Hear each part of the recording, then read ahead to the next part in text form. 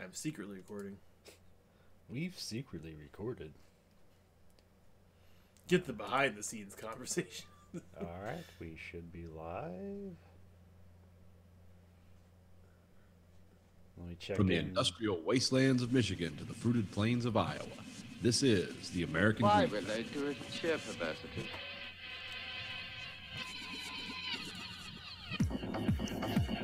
You are the dead. Remain exactly where you are. Make no move until you are ordered. We burn them to ashes and then burn the ashes. That's our official motto. Now we can see you. Clasp your hands behind your heads. Stand out in the middle of the room.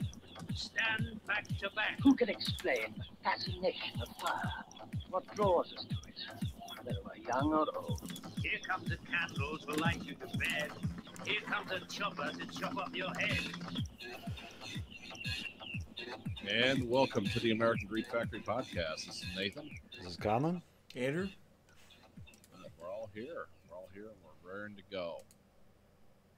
Another big, exciting week in life. Government shutdown. We are, we're at a new record now. Think so? Or it tied the record? Tied the record, maybe? Well, it's still the second longest shutdown. Supposedly we're 2 weeks away from costing more in money than we would need to fund the wall. Or whatever, by hurting the economy anyway and shutting down the government. So that's fun fact. Yeah. Right now we're just living in a libertarian utopia. Yeah. Except they're still taking taxes out every week. I checked. And people are crowdfunding waste disposal at public parks. Oh, is that going on now? Yeah, Yellowstone people are crowdfunding the waste removal and park rangers to stay on their jobs. Oh, I thought they were going to turn I thought you meant the public parks were going to turn into a waste refuge. Oh, if you look at some of the pictures, they already have. There's people cutting down Joshua trees in protected parks and stuff like that. There's people just taking bare ass shits in the middle of trails because there's no restroom service. And it's just like, yep, public parks become what everybody feared they would one day become, a public restroom. Anyway. The gay sex has probably moved outdoors now instead of inside the restrooms. Yeah, that's something to think about, America. Whatever you think about that, whatever your priorities are, think about that. I'm surprised the mail's still going out. That become I don't think that gets shut off, does it? I don't know, because Does it fund itself now because it runs Amazon shit or whatever? No, it's the U.S. Post Office still pretty much needs the government to run because they don't make enough money every year. Okay. So I'm Oh surprised. yeah, you would know. Yeah, I'm surprised that shit's still fucking going because that's. I mean, they're not as far back as they rain, used to be. sleet, snow, poverty. I mean, yes, people need their bills and some important things, but junk mail, hell no, they don't need their fucking junk mail. Yeah, I don't know. I don't know what's going on with that, but Well, because the FDA is not doing inspections anymore. well, that's good news. So Well, don't worry, they weren't anyways. Because you remember when the latest romaine lettuce crisis happened? It's because they stopped doing a test that would test for that because it cost farmers money. So it was like, we're saving you money, and now you're killing people. good to Hey, know. look, the money you're gonna save just for the inconvenience of shitting your guts out once a year. We've done a cost-benefit analysis. It works. We ran this romaine lettuce right through a cow's asshole, and now you can have it. Everything is fine. Don't worry. Well, they keep saying when I worked at Reinhardt and shit, they're always like, oh, if I spill, a bunch of big box of vegetables over the ground, it's all dirty and shit. Shouldn't I just throw that away? No, put it back in the fucking box. We tell them to wash the vegetables before they serve them. It's like, okay, good. Oh, that's fucking fantastic. Okay. Yeah, people think they're washing soil or something off of them, but really it's like, petrochemicals and everything else that would be on the floor of a factory. You got to clean those up. Comes off just with water. Just Yeah, yeah. come off That's why with people love bananas. Nature's condom right on it. nature's condom. Well, that's actually sheep intestines, but Yeah. The old lambs. Who wants to disembowel a sheep every time they want to fuck somebody? That's my question. It's the only Such a way. weird tone. You ready, honey? Okay, hold on. This fucking sound of a bucket of blood being poured on the ground. We're almost ready. Let me get the shit out of these intestines. I'm gonna be in there. It's about You really don't want to have a baby, dude.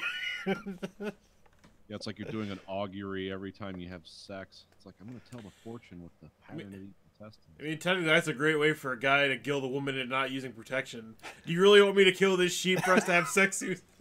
Or can we just do it the old-fashioned way? Come on, you can save this sheep's life. Yeah, but that's our government. That's our nation. That's democracy in action there. Oh, there's an off-putting thing we came up with. There's an exterminator I game with and talk to occasionally. And since he mass kills things all the time, or is like, you ever come out of a basement and be like, that was a good genocide? Yeah. It's like the purge is complete. And just have him just do that. And he was like, oh, I never thought about that. I'm like, yeah, it'd be kind of disconcerting if somebody came out of my basement and said, genocide complete. Or just... Well, you know that insecticide and nerve gas are not chemically very far apart. They're close enough that, like some countries, like North Korea, the real fucked up countries, they can't have pesticide because we know they'll reverse engineer it into like nerve gas and shit. Because the way it works on bugs, if there was just a few, that can of Raid, there was just a few chemicals different in there, oh, that'd kill you deader than shit. Like a can full of nerve gas. But yeah. What were we talking about? Oh, government shutdown. Lovely government shutdown. I was just saying how I know a lot of people that work at the post office. I've never known them to be happy, ever, including the guys that got like 30 years in or whatever. No, I can see why everybody's pissed off at the post office, because I think I would be too. Yeah. Work long hours a day, 7 days a week, with okay benefits and okay pay, and that's pretty much about it. What are they doing on Sunday? Amazon packages. Oh, okay.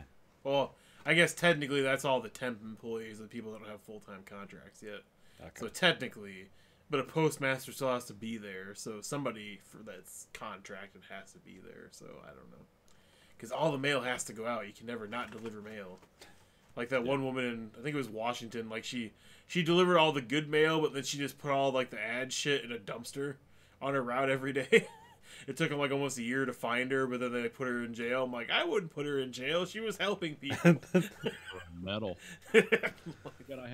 I can't tell you how many times I open my, because almost all our bills we do online now, so I don't get sent like bills anymore. Like even our car payment, all that shit, car insurance, everything. And I can't tell you the number of times I've opened my mailbox and like I just wish I would have brought a garbage bag with me. There's nothing in there I need. And it's literally like, because our coupons and stuff like at the grocery store, like they come in like I know what that envelope looks like because it says Kroger on it real big. And so the things I do need, like I know exactly what they are, but I just can't believe the fusillade of shit that comes my way. It's like someone fired a cannon of junk into my mailbox. Well, I saw a fun thing on Reddit you can do if you're signing up for things. Like as your middle name, you put it as like the company that whatever you're signing up for. So it's like John Walmart Carter. So then when you get junk mail, you can see who sold your information away. Oh. That's a good idea. A very good idea. Yeah, and I know around election time here it gets insane. It's literally like Stacy just like, I'm not getting the mail for a week. I don't care. And literally like someone put it in a bag and like put it next to our mailbox so they could shove more shit in there because it was all this election stuff. And it's just like, oh my God, how much money are they just throwing down a hole? Because a lot of it like papers the inside of my spray booth. I will take the junk mail in the newspaper now and redo my spray booth every so often. But other than that, it's like, Jesus Christ. I think I'm a registered independent, so I just get everything. It's Oh, I like get- it's like Republicans and Democrats just like all vying for my vote. I get mostly. Well, see, it's weird at our house because I get a lot of the Democrat stuff because I'm a member of the UAW, and then I get all the Republican stuff because I'm still a member of the NRA. So it's like there's just this schizophrenic blend of mail, like vote for Hillary, and then I'll open something from the NRA. Hillary, and she's like burning the Constitution or something. What am I supposed to do? So yeah, I get the weird combo mailers, and then I'll get the far out candidates too, like the crazy guys. Like vote for Jim Jordan. You know, I'm gonna stop the border crisis in Michigan or something. It's like, what fucking border crisis is there in Michigan? We have an international border. Trust me, they're not coming here. We're gonna build a lake. We're gonna stop the Canadians from coming in here. It's like they don't want to be here. The road, it was funny, this Canadian blogger I listened to, he actually did a video of my exact route to work. Because if you drive on like 5 miles, you're at the Ambassador Bridge from where I pull off to work. And a bunch of people from Canada do videos of that now. And they say it's the most depressing freeway in America. Because it's just a bunch of burned out buildings and closed businesses, you know, as you're driving. And it's always gray and dark in Michigan most of the time. And he's like, yeah, this is the most awful, depressing road. And it's like, fuck, that's the way I go to work every day. So I thought that was funny. But yeah, that's I get some weird stuff in the mail. Weird political groups around here. How big's the Michigan militia still? Do they back any candidates or? Oh, it's Michigan militias. I mean, they call one of the nicknames for Michigan is Militiagan. It's not big around me though. That's the thing. Like, there's not like the Ann Arbor, you know, Free Republic, or I mean, there is, but they're a bunch of hippies. It's not around the college towns. Yeah, there's not a lot of like militia groups, but you get up into like the Thumb area of Michigan, you know, where like Bay City and all those places are. Yeah, it gets pretty weird. There's a lot of dudes walking around in army fatigues and a lot of those flags. What are those called? Calvert's flags or whatever. The "Don't Tread on Me." Oh. Yeah, there's a lot of that. I mean, you see it around here. It's here, but it's like more up there is where they're active. That's where you'll see like a bunch of pickup trucks in a line going out to some farm to watch for the black helicopters or whatever the fuck they're doing. So, yeah, it's a big thing here.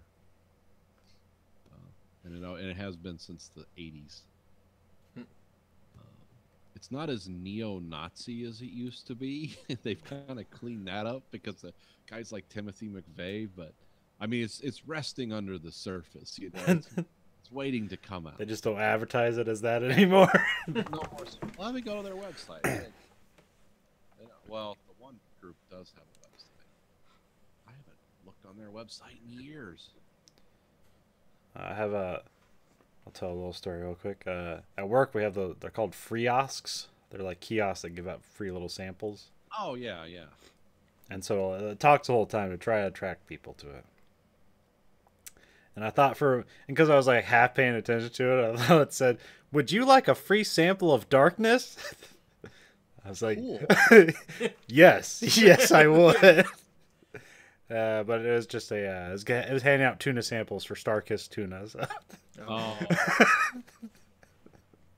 That's kind of weird. Kind of weird choice. I thought it was usually candy or something sweet. It changes all the time. Okay. oh, I found it. Michigan Militia Corps, the Wolverines, of course, because of the movie Red Dawn and the U of M football team. Oh, they have a full schedule. They're meeting in April, May, June, July, August, September, October. Double meeting in November. Nothing in December, so they can all worship Jesus. And it's highlighted here. Everyone is welcome, regardless of race, creed, color, religion, or political affiliation. And there's a big like winky face somewhere in there. It's not appearing. But I was gonna say that I'm really more skeptical about the race or political affiliation. yeah, I want a bunch of armed Muslims to show up. It's like, we're here for militia to train and learn skills. And then they're like, "Welcome to our jihad." Yeah. Yeah, but it's basically a one-page website. And now I'm back on the FBI watch list because I went to it. Let's see, what can we learn? Patrolling, hand signals, hand-to-hand combat, adopt a family. Okay. What? That's what it says. Just no context. That's just Like support a Michigan militia family, or like adopt a family to help in the community, kind of adopt. There's no clicker on it, so I don't see anything. Let's see, land navigation, patrolling, coffee can. No context there. This must be code. It must be like weirdo code. Make coffee and shit in it. Coffee can. All times are displayed in some kind of chronology, like 24-hour time. So that's weird. So military time. Yeah. But we're fighting the military, so we can't say military. Well, technically, as much as say you're on the FBI watch list, the FBI is almost out of money, so they're not going to be able to operate anymore. So now might be the time to. You're on the FBI's email mailer. Don't do that. Let's see. Oh, here's a weekend of fun in February. It's called Polar Bear. Let's see. What do you need? Oh. Wake up call. Leaders will wake and individuals will meet in the woods. Fuck that. 5-mile walk. Oh, this sounds awful. What do you need? Snow camo, snow boots. Yeah, that just seems like voluntary boot camp or something. Yeah, this doesn't look fun. A towel, a winter sleeping bag. Bring your own tent. Great. Food for 3 days that you can carry. Shit, that'd be like 400 pounds. 4 quarts of water. That's like 14 pounds. 1 roll of toilet paper. Shit. Pull a little red wagon behind me.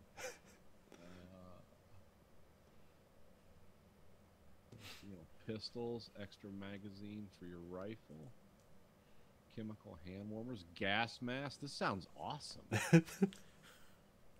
The gas mask just where the porta potties overflow. That's not really. Prepare a hot meal for yourself. I'll just shoot the guy next to me and eat him. What are we doing? Look, hot. Right? Surprisingly, I have like fire starter and. Oh, they do. This whole thing is just this odyssey of weirdness. But that's how to build a knot bomb. It's just a bunch of knots. We call it a knot bomb. Yep. Tannerite and you. So yeah, it's still here. It's not as big as it used to be, or it's huge and it's just smart enough not to be on the internet. It's on the dark web. Yeah, on the Silk Road. Where you buy cocaine is where you get your militia news. Yeah. Meth and militia pickup.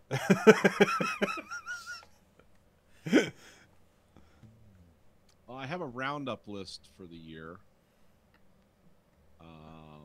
This is what did we get stuck in our rectums in 2018? These are like samples from different emergency rooms around the country. There's no particular order or gender listed, and this is a voluminous list. I'm just going to go through the rectum one. Like I said, no gender specified here. I'm guessing it's mostly guys. And really not in any order, like 1, 2, or 3, but just like the top 50 things. So the first one's golf ball.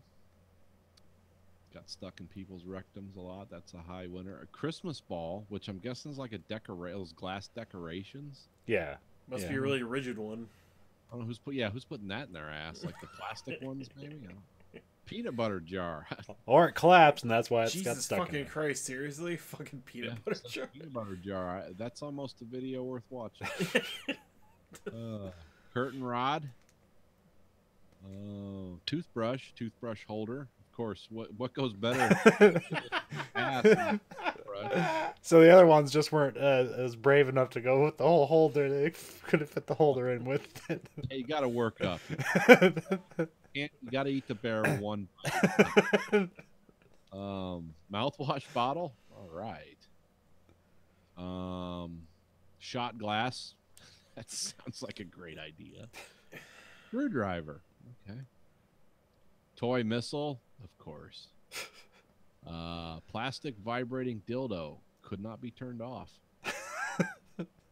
Cigar tube to relieve hemorrhoids. What? Yeah, that's what it says. I mean, there's like doctor's notes on some of these. No. Air freshener container, Glade. Wow, that's like a freaking horse cock. The peanut butter jar. Yeah, the peanut butter jar. It's galling. It's like, hey, might as well put a bowling pin in it. Cat food can. Okay. Jesus fucking Christ. Bag of oral tobacco. So I'm guessing like chew. Okay. Yeah, well, yeah. That must, yeah. That's how, yeah, that'll get you high real quick. Oh, yeah. Colon rolling. Let's see. Water bottle. Doctor's notes to reduce anxiety. And of course, I'm so anxious. Shove this. shove something in my ass before the anxiety takes it away. Oh. And of course, 5D cell battery. They must have forgot the flashlight that went with it. Well, when the batteries are done, you know, you gotta keep using them. Yeah, you can recharge them that way. I heard. To be fair, they probably said, "Where should I put the D-cell batteries? In the trash," and then they just heard ash. Up your ass. Okay. This will ruin the environment if I throw it in the garbage. I know where I can put it. In the real garbage. Yeah. Either that, they wanted to see if they connected them in series, if they would look like Rudolph the Red-Nosed Reindeer or something at the end of it. I don't know. I love these stories because it's like these are usually adults, people that are allowed to drive cars, somewhat in control of their lives, and it's like this is I don't know. I've never been that bored. Well, what do you want to do tonight? I got an idea. Let's try to stick things in our ass. There's another section on here about things found in penises, or stuck in penises. I don't know if I want to continue this. A356 button batteries, 4. Like, wow, those are like hearing aid batteries.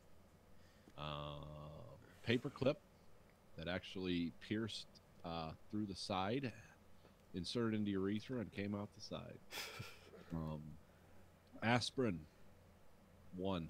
Found in the head of it. Inserted in the head of it. Chapstick tube.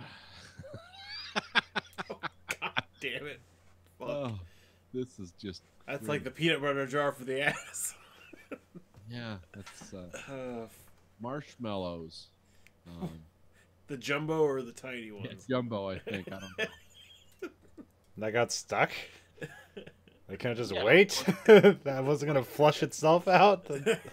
That seems impossible. Break down. They're just thumbing it in there. It won't come out. Well, here's an odd one for women. Urethral pleasure beads. 15 stone urethra beads were inserted into the woman's urethra, but only 14 came out because the string started to break down. And they knew there were 15, but there was only 14 came out. They had to remove the 15th one. I've never heard of a stone urethra pleasure bead. No idea what it is. But these are things found in the human body this year, 2018. People can't just shove shit up their ass like normal people. They gotta Get shove. that fucking peanut butter jar. I mean, women got 2 holes to choose from. Men only have the 1, so I mean, technically, I guess they can shove shit up their pee hole because that's what we just talked about. Yeah. I know that's supposedly a thing, but I don't know why that should be anybody's thing. I don't know why people are doing anything like this. I had a catheter at the hospital. I'm 1 year appendix free. This time last year, I was having my appendix taken out. Yeah, I had a catheter at the hospital, and remember they told me as soon as you pee, you can leave if you don't want to stay overnight. I'm like, okay, I had never had a catheter before. And when I went to pee, I thought I was dying. Like I was pissing broken glass. I was like, what the hell is wrong? Because Stacy knew right away. She didn't say anything. She's like, yeah, it's a side effect of having a catheter. So I don't know why anyone would voluntarily take, a thing of chapstick. I know where that goes. In your pocket. I'm gonna be the first. No one has tread this ground before me. It's the one object no one wants up their ass, but everyone seems to want up their pee hole. That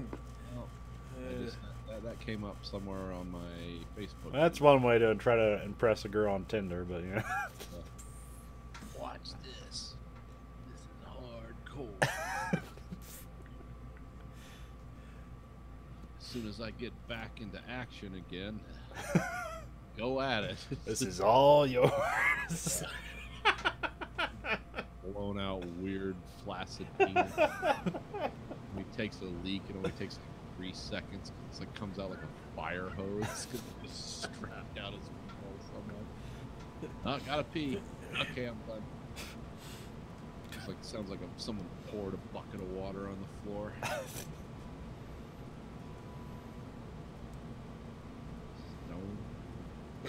I'm not going to look that up because I know thousands of images will come up.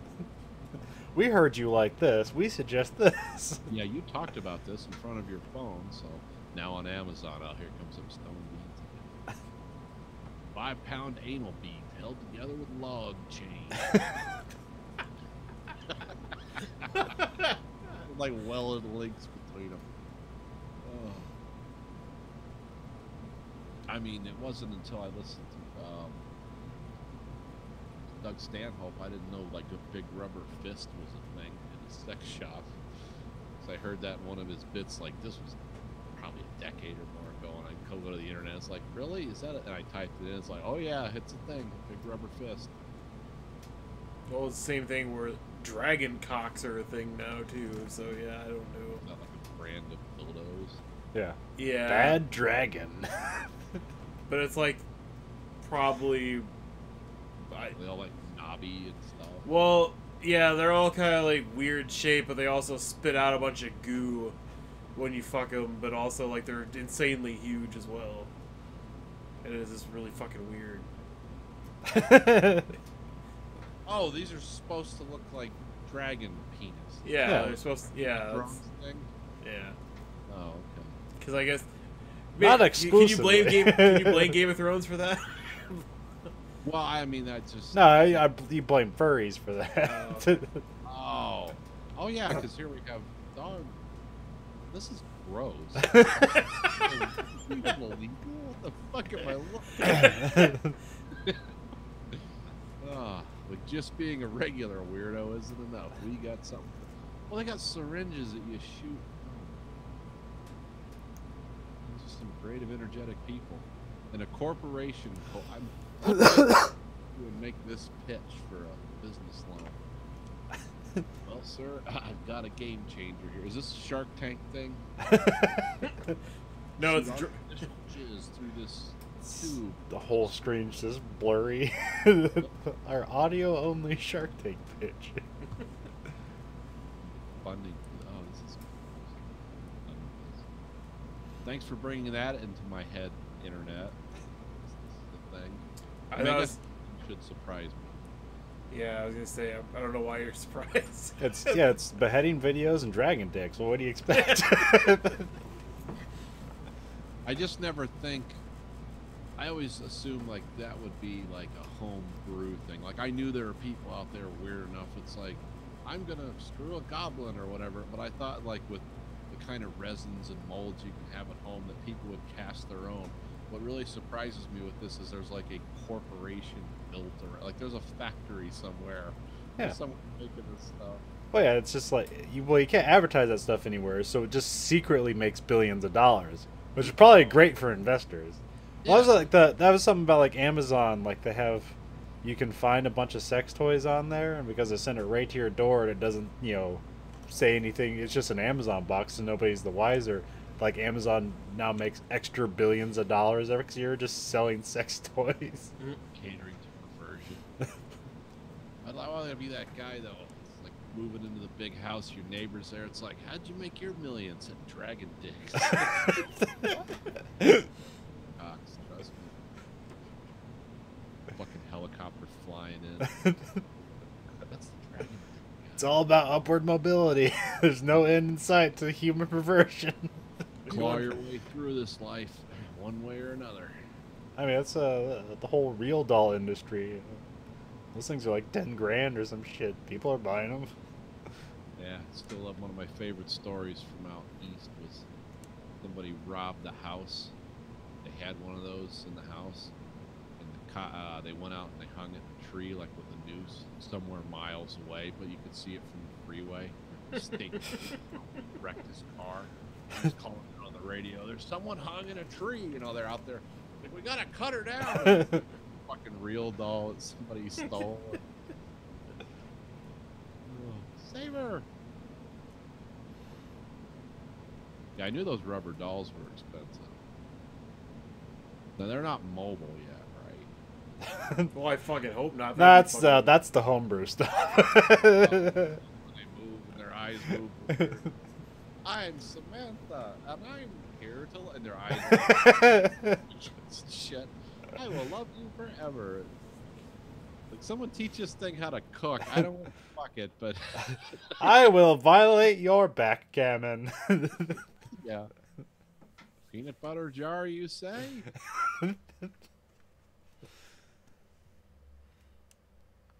No, if they're those real dolls are mildly sentient, they break or sentient, not sentiment.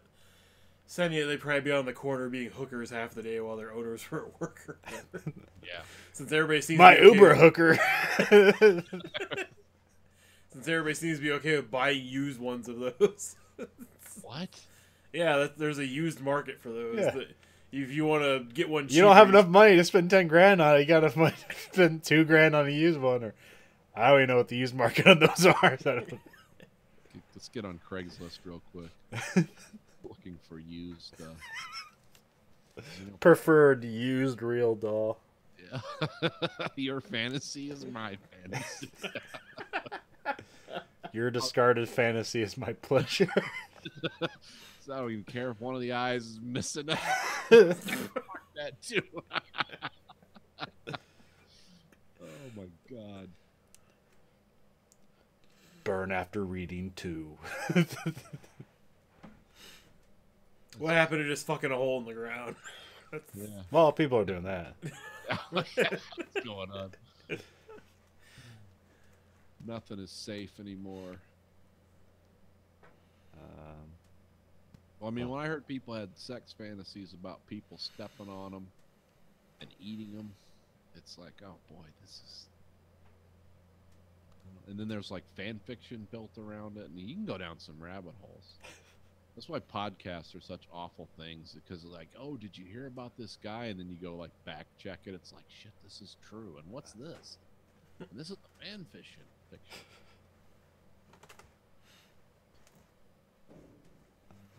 And usually they're all from What part Florida. of Japan did this start in? Or what part of Florida? Yeah, Florida, Japan, Germany. Same difference. I have again indulged in way too much wrestling recently. Oh, good. Let's hear about it. Professional wrestling. Okay. I saw Wrestle Kingdom 13, which is sort of... So there's a promotion in Japan called New Japan Pro Wrestling. Okay. And this is kind of considered their WrestleMania. Okay. So I figured... I never watched any of this stuff before. I'll just pop in it because people kept talking about it. So I was like, all right, fuck it. I'll just get this. I showed Andrew some of it. I think that one was 5 hours long, but it was really good. Oh, they're going for quantity, huh? Yeah, well, I mean, that's probably more for the people there. Yeah. It's like, let's get our money out of this shit. It's like those Bollywood films. It's like they're 4.5 hours long. Yeah. Well, I mean, this is like WrestleManias are like 6 hours long, so it's. Oh, are they? Okay. Yeah, they're fucking ridiculous. they're also that's why they're extra expensive too. Like those ones, they're like $60 pay-per-views. Yeah. Jesus fucking Christ. But this was only $35, so it's there's like a lot of American, well, I guess more of a collaboration throughout the world, but it's not just a bunch of Japanese wrestlers. It's a mix of like almost everyone was like a Japanese dude versus some white guy. Oh, okay. So they've got the spirit of it down at least. Yeah. Well, there's a whole faction. That one guy I show you, Marty Skrull, the villain. Like he has a shirt that says Villain Club. So it's all stuff like that. And they're mostly, they're just a faction of foreigners that are a heel faction of foreigners. Okay. Of course, now they do have a few Japanese guys that are on Bullet Club because it's just become a mainstay of New Japan Pro Wrestling. It's not exactly breaking news, though. Americans do hate foreigners. so, Well, that's the thing is that one of the most interesting things about this, like the Bullet Club, there's a local promotion here in America called Ring of Honor. And they do a lot of cross-promotion stuff with New Japan Pro Wrestling. So Bullet Club members will make appearances or be on Ring of Honor, like representing Bullet Club in Ring of Honor. And so, at least originally, Bullet Club in Japan was always meant as a joke. And then Bullet Club in America is taken very, like, people love Bullet Club in America. In Japan, it's supposed to be a hideous joke. These stupid foreigners and their craziness, and over here it's like, fuck yeah. Yes, exactly. America. I have seen those T-shirts. The skull and the cow skull and the bullets. Like cross AK-47s. Yeah. And also the first time I've ever heard a wrestling commentator saying, "I know everything there is to know about penis." That was All In. That was not New Japan. Oh, I know. But I'm just saying that was also a Bullet Club match, though. Yeah, it was. I'll talk about All In later.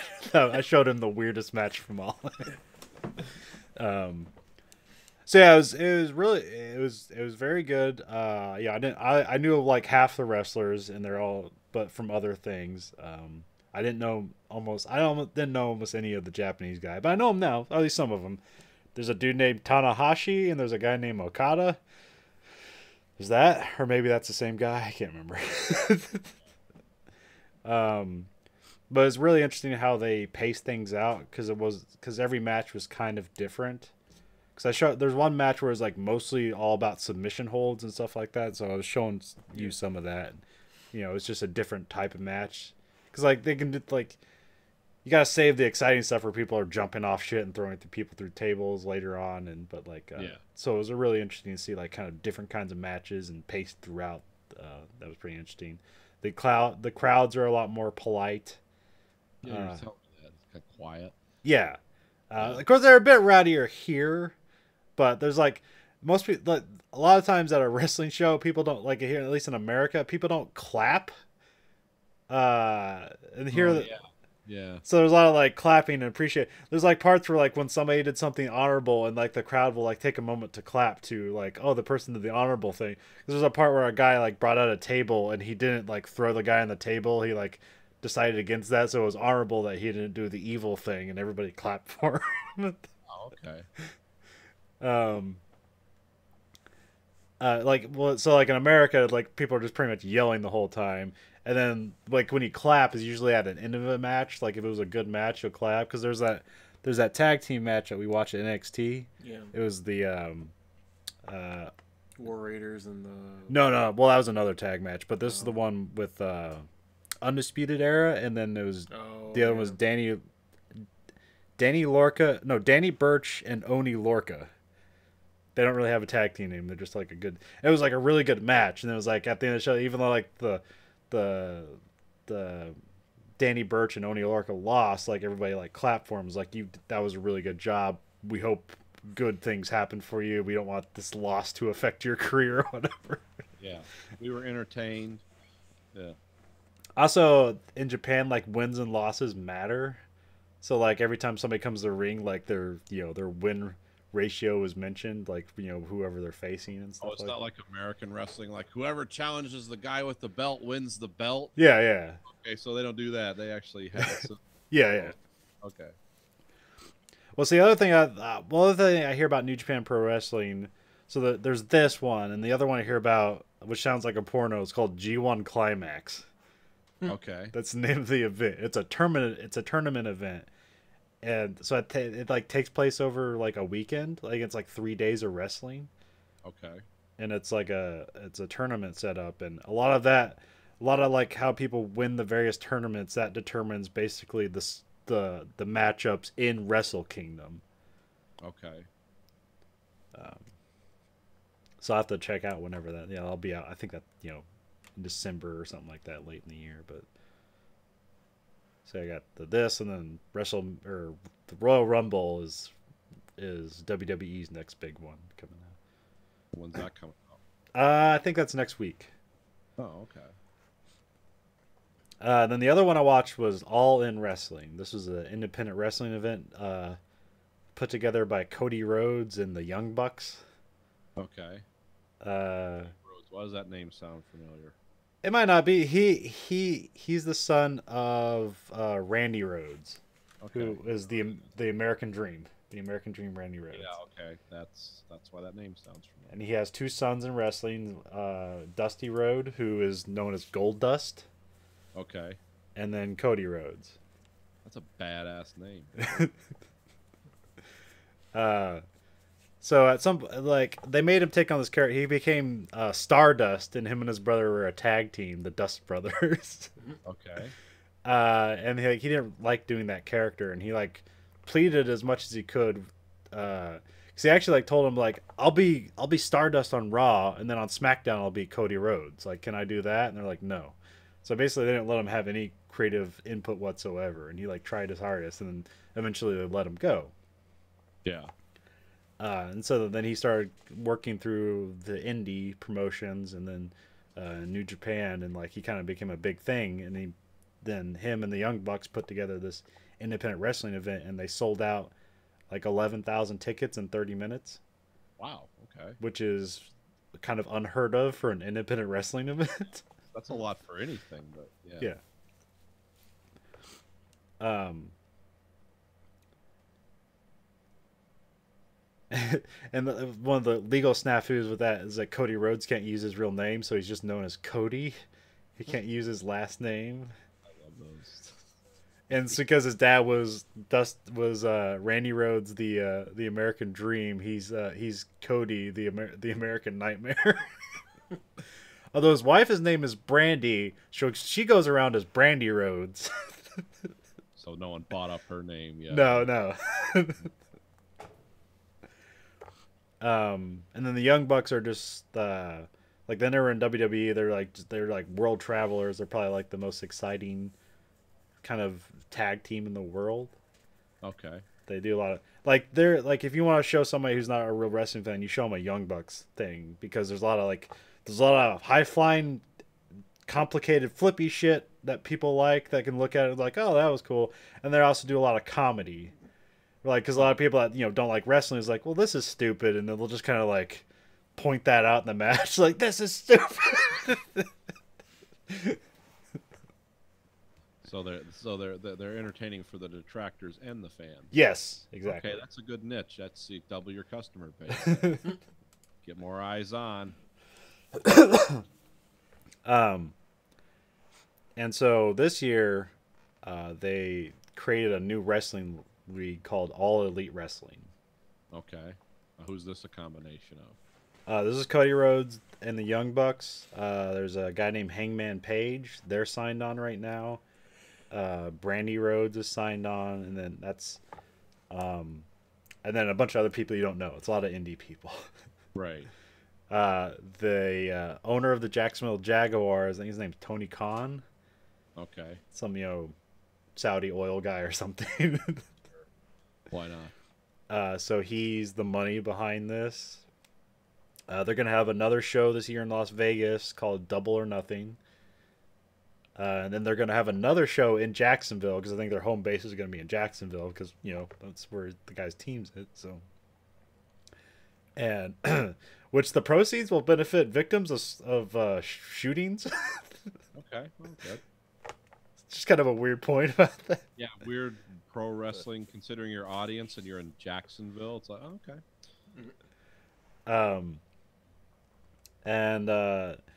So there's talk that there's going to be, so most wrestling, they're independent contractors. They're basically like strippers. Yeah. It's like they don't have to provide anything. Well, like we just pay you. You take out your own taxes and all that other stuff. You pay for travel expenses, hotel, like all that's on you. Like we'll give you a bunch of money, but then actually a lot of it goes away under the auspices of doing your job. You also don't have health care, or at least you get Cobra health care or some shit. It's really expensive. Yeah. So here they're going to, I'm not sure yet, but they're like potentially going to have like, you know, health care and 401ks. Like you're going to be an employee of All Elite Wrestling. Well, that's cool. Like that. There'll be equal pay scales between men and women. Okay. That's interesting. Because right now, you know, women's wrestling is quite good and it's only getting better. So that would be probably an easy way to pull away a lot of talent from WWE. Now, does women's wrestling, is that more popular with women or is that more popular with men? Where's the demographic? I don't know. It's probably changing now because it used to be women's wrestling was just a joke. It was just a way to have hot women. Yeah, it was like mud wrestling. Tug hair at each other. Oh, yeah. But now it's legit. Yeah. Like a women's match is just as legitimate and cool as any men's match. At least in WWE, they have a lot of talent there right now. Oh yeah. There's a lot of good crossover with MMA, like women's MMA fire, like crossover really well into doing wrestling. Yes. Because they like Ronda Rousey is in WWE right now. Yeah. And she's like surprisingly, she's like one of the best rookies ever. Oh yeah, she's actually a real athlete. Yeah. Fighter.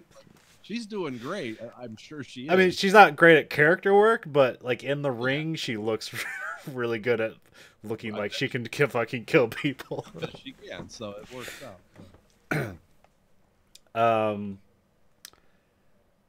Then like they said that wins will matter, so I guess they'll be tracking wins. They'll do a lot more. So like usually in WWE, if you're not American, you're probably not going to be the champion. Yeah. Like ever.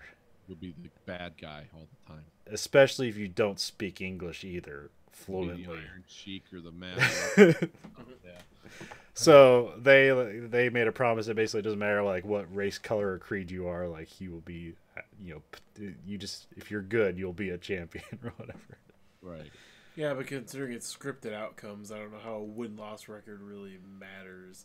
It depends how they sell it. Because like I said, like in New Japan Pro Wrestling, like they have like statistics, but it's like usually like who you're facing against.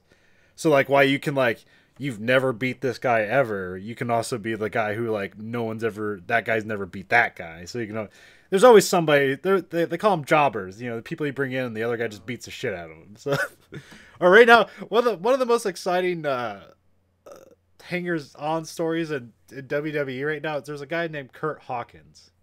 Okay. Who has never won a match. Never? Never. How long has he been in it? I mean, I'm not sure how long he's been with WWE, but I think they give him statistics. He's like 350 and 0 or 0 and 350. He's been around a while. Yeah. Yeah. So they'll probably fuck it up, but it'd be really interesting to see that guy win one match. Because you look at him, it's not like he's like a dork or like a skinny piece of shit or anything like that. Like he looks like a wrestler, but his gimmick is that he loses. That's a weird hook. And here he is, ladies and gentlemen, the ultimate loser. Well, you think about it, something that has been done a lot. So I mean, yeah, it's an angle. There's a lot of angles in wrestling and a lot of time to fill. So yeah, especially if you're doing 6-hour shows. Yeah. So yeah, that's what they. there's a bunch of guys they announced. There's some guys from Ring of Honor I never heard of. That they have it's like a trio called SoCal Uncensored, and their whole thing is that they're heels, and every place they go, it's terrible. Oh, it's like every place is the worst place they've ever been, and so like they're guys that come in and it's like, yeah, this place sucks. Like Jacksonville's a piece of shit. Fucking And then Detroit. pretty much, yeah. Which that's in every wrestling promotion. They always have somebody that does that because it's easy. It's what they call heat. Yeah. It's easy. Or they call it cheap heat. You just go in there and hate the town. Everyone boos you. Then they want to see and then whoever that guy faced, they cheer that guy because it's easy. It's easy to set up. Yeah. And then they have Neville's gonna be in it, or I guess his name's Pac on the indie scenes. He's a guy. He looks like a jacked elf, but he can do crazy high flying shit. Oh, so he's a little tiny guy, but like physically powerful. Yes. Okay. He was recently. Wow, right. Holy shit. Guy's scary as fuck. Yeah, look up Red Arrow. That's his finishing move or whatever. Yeah, he was recently he had a dispute with WWE and they froze out his contract over the last year, and so he hasn't been working for long. So he's finally back, and now he's going to join this promotion just to say fuck you to WWE. And they're probably paying too. I don't know. Because the Khan family has billions of dollars, so it's not like this is necessarily on shaky ground, but it could be the next XFL. Well, I mean, Vince McMahon's doing that too, so it's like AEW fails and the XFL fails. People are really excited about this. Well, it's a lot of like wishful thinking. It's like if this works out, it's like it'll be like the greatest like underdogs. Well, I mean the billionaires behind it, so it's not really underdog. But Vince McMahon is. I don't think it really compete with WWE, but as long as it's successful, it'll be like an interesting thing. But I'd hate to see it like fail, and it's like, yeah, see, this is why you don't do all these things where it's like, let's be nice to our employees, and be friendly with our crowd, because it's like with it seems like they're putting wrestlers first, the crowd second, and then everything else is after that, which that seems like a really great idea. Because one of the biggest wrestlers in WWE is AJ Styles, and I heard he got paid $3 million last year. I'm like, what the fuck? That guy wrestled over like fucking 150 shows last year. Saw his family like maybe 2 months out of the year. He's got a bad back and he's like flying through the air and hitting people on ladders and shit. And that guy only got $3 million. Like fucking Kelsey Grammer got like $8 million to read 3 lines on fucking Frasier. That's crazy. Yeah, that is a lot of money. Well, no, he should get way more. $3 million seems like way not enough for what the fuck these guys do and for how much money that fucking company makes. It's $1 billion company. This year they just signed contracts that it's going to give them $2.5 billion over the next 5 years. Now, so they don't get any back end or anything. They just get paid. I heard some their like t-shirts and merchandising stuff. I hear some of them get a cut. So if your t-shirt sells well, you get a cut, but I'm not sure if that's for everybody. That might be an individual contract with everybody. Because I heard something like John Cena gets like 10% of his like merchandise or whatever, which would make him like, he is a millionaire, but like that sells a lot of shit. But yeah, I don't know if that's for everybody. Yeah. So like I said, it's, independent contractors, so every contract's different. There's no guarantees.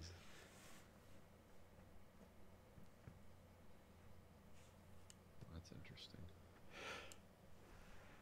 So yeah, way too much wrestling. Doesn't sound like there's enough. Oh, there's too much out there. Yeah, there's All In event, they had a championship. So they had a Ring of Honor match in it, where they had a championship match in there, and then had another one from another promotion called NWA, which is a really storied promotion. Like, it's been around. It has a 70-year history. Yeah. And that's where Cody won the title for that. And I guess his dad held that title at some point, so it was kind of like an emotional thing when he won that. And it's the promotion that Billy Corgan owns. Oh, that's right. Yeah, I remember you mentioned that. So I don't know anything about that, and I don't know too much about Ring. Well, I know like vaguely about Ring of Honor, but I haven't watched that. And there's way too much wrestling. It's Combat Zone Wrestling. It's where guys like take a bunch of barbed wires, and it's basically an episode of Jackass, but not in a wrestling ring. Yeah, I've. Speaking of combat shows, have you heard about the one on the History Channel? Which one's that? Night Fight. What the fuck is that? Basically, it's I think it's reorganized now under it's called the Armored Combat League. Okay, I've actually okay. I remember when they tried this before with, was it Full Metal Joust? Yeah. Which that show was kind of cool, but they ruined it with all the like reality show bullshit where they're trying to create drama and shit between the. No, this is just MMA for men in armored suits. Okay. And it started in Russia. That's where a lot of the champions. What's been going on in Russia is exhibition stuff for years, but it's coming to America. The show is actually there. The first season, they're just going to be showing basically highlights and things from the different rounds. It's like History Channel kind of bought in to show the to televise rights for the Armored Combat League. Oh, okay. So there's not going to be like crazy backstories, or there might be. I don't know. I don't think it's just going to be guys beating the shit out of each other with like fucking swords and warhammers, or I don't know what they're going to be using. I know there's some limits to show it in America, but the shit in Russia, it's like, no, let's just go for it. Incredibly dangerous, very brutal. I think I've seen one before where it's like they just put them in an enclosed area, and it was like a 5-on-5 match, and I think they were blunt edge weapons, and I think they had like wood pieces on their armor, and that was like the points. Like if you like break the wood on their armor, that was like points. That's like how you killed a guy or some shit like that. Yeah, there's I don't know how this is gonna shake out. There are some mitigators in it, because I know they're not using like battle axes and giant warhammer stuff. No matter what, a lot of these guys are using their shields to like cross-check people in the face, though. Well, it's in the face mask, so yeah, I'm gonna watch that, see what that's like. It's either gonna be a lot of hype, or I know the stuff from Russia is pretty brutal. It's like, yeah, there's people that have died because they are wrestling and punching each other. There is some craft to that, but mainly it's a guy with a sword and a shield. They're just pounding on each other. That's one thing I forgot to mention about the difference between wrestling in Japan and here. In Japan, it's way more dangerous. Oh, is it? They take way more chances than they do. At least than WWE. Okay. WWE's like very tame. Like they don't do pile drivers on WWE, but they do it like all the time in Japan. Like I was telling Andrew, like to the extent like people have died in the ring, and just last year someone was paralyzed from stuff. Like it's like that kind of accidents happen all the time in Japan. But all for entertainment. So they don't have tort laws there. I don't know. Maybe they just have great health care. I don't know. Sure. But anyway, yeah, that'll be my fighting show to watch. See how ridiculous that is. When's it coming out? It keeps moving, which is was it on an ad when you were watching Project Blue Book? No, it's run heavily when I watch Forged in Fire. Oh, okay, yeah, that makes sense. Kind of in that. Oh, the end of January. Right now, the series premiere has been moved to the end of January. Are they gonna do a cross promotion where they like forge the swords for the teams? I don't know. They've tried They've tried a lot of different things with Forged in Fire to like do cross promotional TV shows, and none of them have really worked. because they have that thing with Goldberg where it's knife or death, or it's you take edged weapons and do different challenges. Which some of those are cool, some of them are weird, and just kind of boring. But these guys are just sweating like they're lathered up like horses by the end of it. You know, because you're just swinging around a piece of metal at full blast, even for like 2 minutes. You're just at the end of it. You're like, you don't realize how tiring that is. That's what's going to be interesting about this Armored Knight show. Is like these rounds aren't going to last more than a couple minutes. You guys are going to be completely exhausted. But yeah, straight from Russia to America, so we'll see how that goes. But they say it's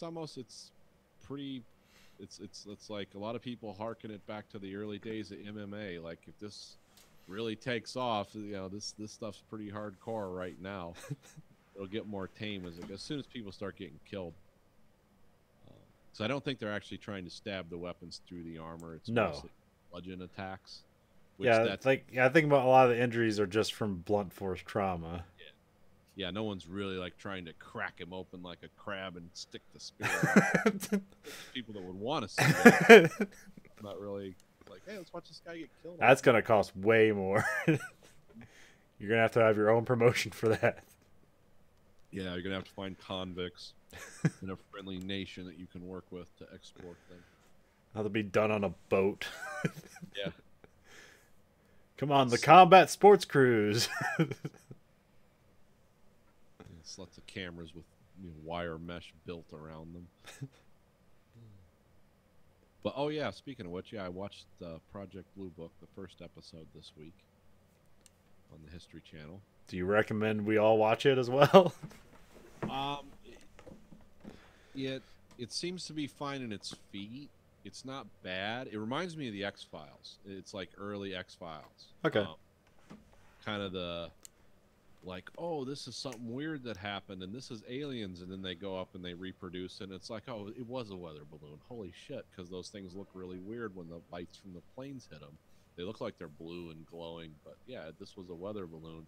But then there's a backstory. See, this is based on a real guy. Yeah. Like Blue Book was a real thing. J. Allen Hynek was a real astrophysicist that worked with the government many times on this topic. But then there's a dark X-Files Man in Black story going on behind it where it's like, oh, maybe this doesn't. So we'll see where the tension goes. I mean, right now I'm going to say it's like it's on shaky legs, but it's not horrible. I mean, for a History Channel drama, it's pretty good. It's got some good. Vikings is pretty good. So they've done some stuff. Yeah, but this is kind of that flaky UFO History Channel where some of those get kind of weird. Did Abraham Lincoln get assassinated in the first episode? No, I didn't. But, aliens did it. They built a pyramid. I mean, this has the guy from Littlefinger, or the guy who played Littlefinger on game. He plays J. Allen Hynek. And he's a good actor, but it's really weird because sometimes he switches to like his Irish or British or something. I think he's Irish. Yeah, his accent kind of slips a few times. It's like, well, that's a little jarring, but he's also doing a lot of complicated dialogue too, so that makes it, that makes it weird. I mean, the mayor of Baltimore in The Wire? Yeah, something like that. No, but yeah, it's I'm gonna watch it. I'm gonna give it a chance, see where it goes, because it struck me immediately as like, oh, this reminds me of like the first 3 years of X-Files, where it's like, oh, you want to believe there's something crazy, and then an explanation comes around, but it's not quite the Scully and Mulder thing where it's like the one person doesn't believe and the other person does, and they keep trying to convince each other. It's like, well, the scientist doesn't want to believe this. The Air Force guy is being told by his boss, make sure this is never reported as what it really is. So it's almost like one guy's in, one guy's out. So we'll see. I mean, they crash a plane in the first episode, so it's kind of like, well, they're just jumping right in with the big money stuff. But we'll see where it goes. So it's because it seems like they're building like a. They're going to talk about real things, the Blue Book investigation, and there's this whole weird Man in Black backstory that's going on. Where it's like we know, but we don't want to know, or something. I don't know. You remember what went back and rewatched the I think the first 3 seasons of the X-Files. Mm-hmm. And like there's so many episodes like I thought were like paced out through like the first 5 seasons, and they all ended up being in like the first season. It's like, really, was the first season that memorable? That like every episode was like that distinctive? Yes, it was. 3 seasons of the X-Files were very strong. It almost got to the point though they couldn't outdo themselves anymore, so they had to settle into a sort of a through line. Well, one of the things, well, I guess what ended up being bad later on, but in the first few seasons, it was a Monster of the Week episode, and then at the end of the episode, it's like, here's the overall arc. Yeah. And then maybe every 3rd episode, you'd get more into the overall arc, but then you go back to the Monster of the Week, and then in like the later seasons, it pretty much became all about the overall arc, and then here's a joke episode. Yeah, it's like, here's a funny one. Which pretty much what Supernatural did. Yeah. That's what Supernatural does. Well, after a while, you just get to the point you can't maintain the pace. It's like, what? We've ran through all the ideas. Yeah. That's why, it's like, well, let's kill off a main character. There's all kinds of things you can do to try to tell a cool story and stay in a TV budget too, which is the part of it people always forget. Like, they are doing this to make money. Well, in the later seasons, they didn't move it till LA, so it was still making good ratings. But oh yeah. So yeah, see, History Channel's got some interesting things coming up.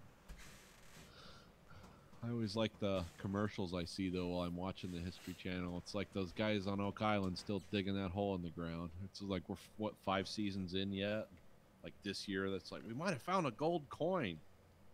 It's like, shit, I hope so. what show are you talking about? Curse of Oak Island. Oh, I haven't heard about. What's this? The guys going into the money pit. No, I don't know anything about this. Yeah, it's a couple guys from Michigan. There was this island, I forget, it's off the East Coast somewhere, but they called it the Oak Island Money Pit because people believe pirate treasure has been buried there. People have been digging there since like the 50s. And there's this huge hole. They've never found anything, but people keep funding things. And these guys have been, like the History Channel, they've been doing this for like 5 years. And there's all this lore and stuff behind it. I watched a couple seasons and I was kind of like, okay, I'm not seeing bars of gold come up. I'm getting bored now. Forget Cards Against Humanity to fund just a hole dig.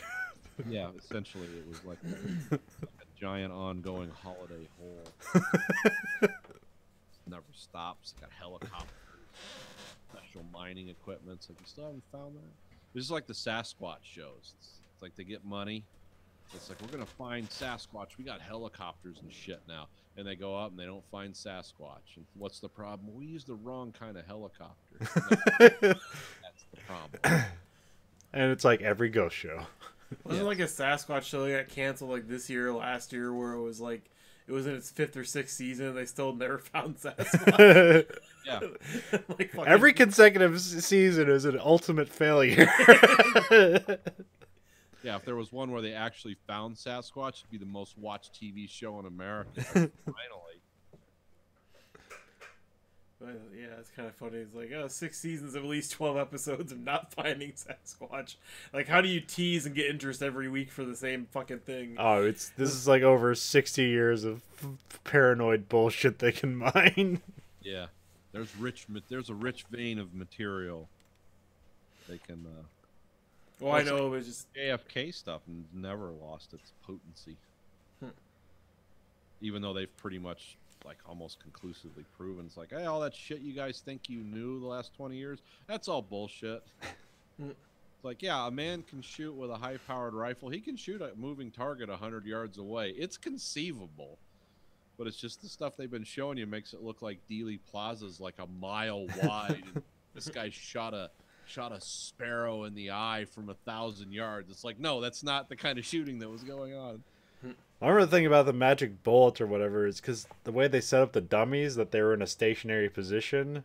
Yeah. And like when they mapped out like how it was like, but like when you get to like no, the people moved, and like that's how they got shot that way. It's because they were moved at a different position, and when the bullet went through, it's like if you move back, yeah, it's all over the place. Yeah, it was like shooting something on a moving train, where the car was still moving, it just slowed down, and also the way you sit in that car was weird, because everyone thought, oh, it's like the back seat of my car. It's like, no, it was stadium seating. The president sat higher, the other guy sat lower, and there's just all kinds of shit about the Kennedy stuff that's like, oh, wait, I thought it was this. It's like, no, it was never that. That's just bullshit that got spread around. But also because there's they have much information about the, like when they picked up audio off like the bike. Yeah. Like, it wasn't even a radio, but somehow they got audio from a thing that wasn't transmitted. But it wasn't a radio or a transmitter. Yeah.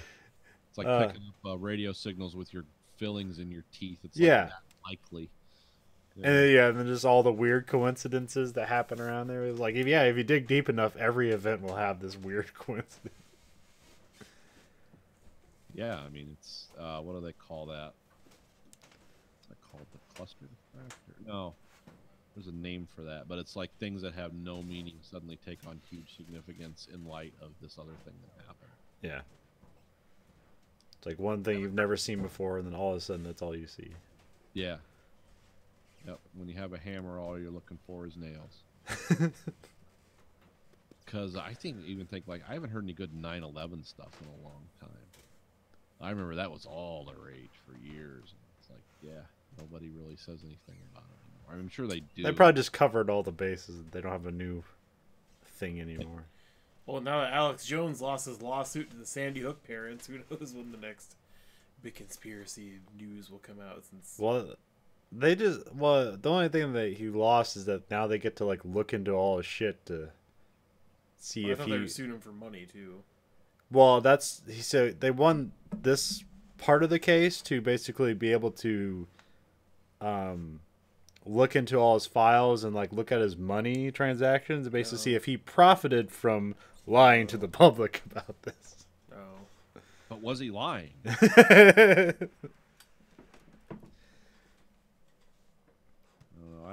I don't hear. You don't see much of him anymore. Well, you have to go out of your way.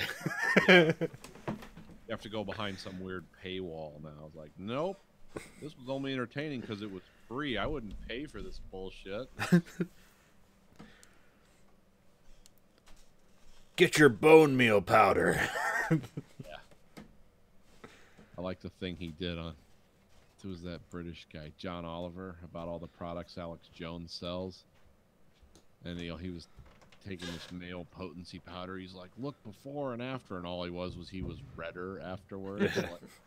like, yeah, that's great. You look like you're gonna have a heart attack even sooner.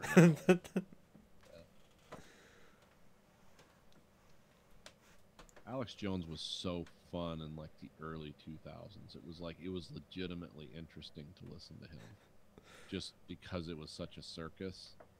But yeah, it got mean at some point and weirdly serious. Like he's like, oh no, we're in it now. This is real. It's like, no, this was never real, dude. This was always fun. I like when Eric Andre was like pranking him or whatever. And, yeah. And I was like, no, not that. And then he'd like say like 9/11 was an inside job. I was like, that we can agree on.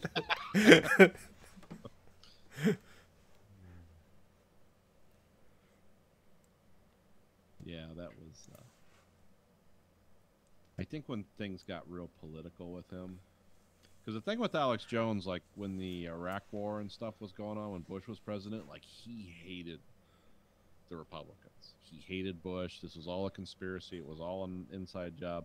But then when Trump came along and actually went on Alex Jones' show, which should indicate something about where that presidency was going to go, it's like, oh, this isn't fun anymore. These guys are fucking serious now, and this is scary, and they believe absolutely absurd things about the world.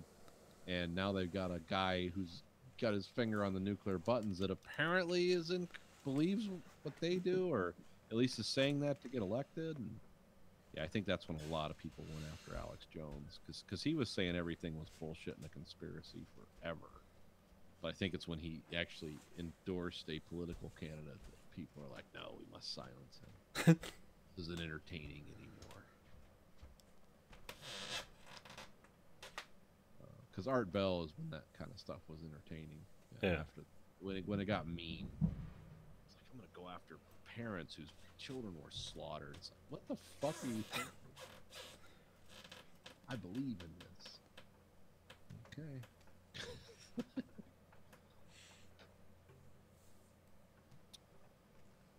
So what else were we going to talk about? Want to talk about Being John Malkovich? Yeah.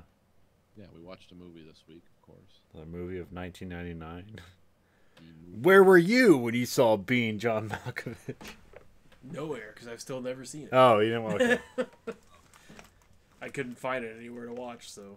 It's on HBO on the Fire Stick. Oh, I thought about looking there. I looked at YouTube and Netflix and Hulu and shit and couldn't find it. No, it's on HBO. Has it in Oh. streaming? So you have HBO on the Fire Stick.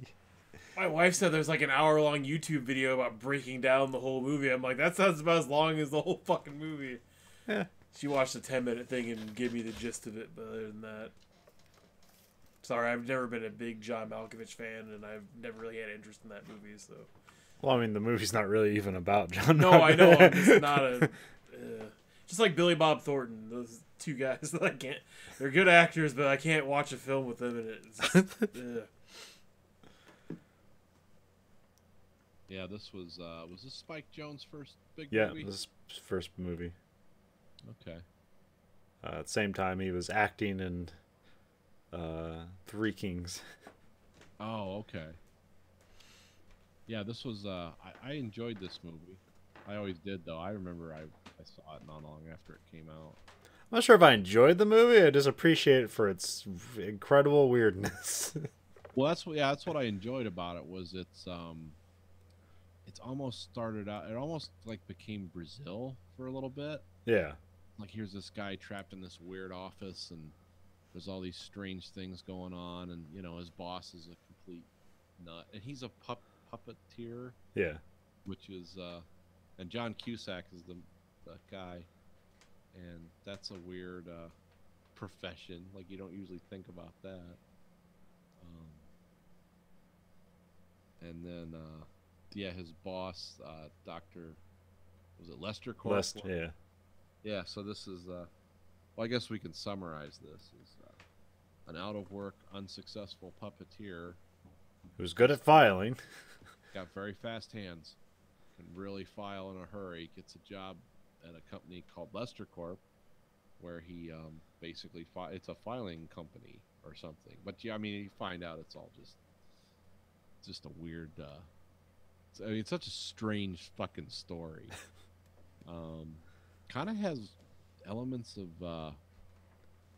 This reminded me of Get Out in some way, like watching it, like the thing about taking over other people's bodies, Yeah. but people being trapped inside them, but not, it's like, oh, it's kind of weird. It's kind of subliminal, not exactly the same, but similar. Yeah. So yeah, you've got this unsuccessful puppeteer takes a job at this weird company where the rooms or the whole floor is like half size. And Yeah, he's on the 7.5 floor. yeah, 7.5 floor. And then he's in an unhappy marriage with his wife, who's obsessed with having all kinds of weird animals around. Yeah.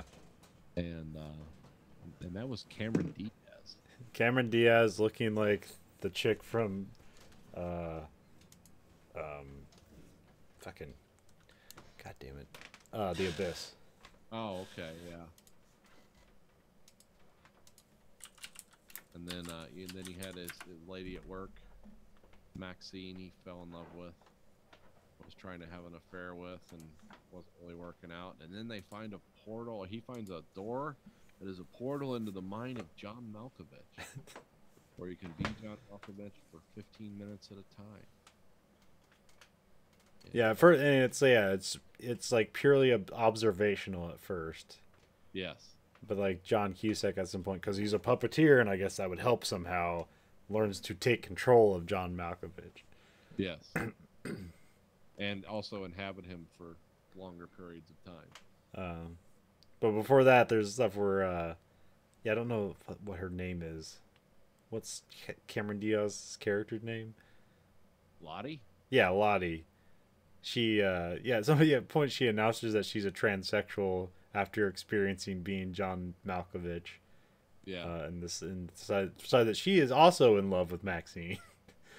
Maxine is a terrible person. This horribly manipulative, awful person. But for some reason, John Cusack is smitten with her. Yeah. He's also just a very emasculated person. It's like, I don't know if he's like, she's exciting, or I want her to destroy me. I don't know what he... Yeah, it's everyone in this film is like damaged, including John Malkovich, who's just essentially playing himself. Yeah. And with a weird cameos by Charlie Sheen. Charlie Sheen is his actor friend. And David Fincher. Where was David Fincher at? So you know when they're doing the like behind the scene stuff of when he becomes when John Malkovich becomes the puppeteer, and they're doing like, you know, his life in review or his puppeteer career in review. It was like, I can't remember the name of the character. It was like Bing St. Clair, and like he's talking about what John Malkovich is doing for puppeteering. That's David Fincher. Oh, okay.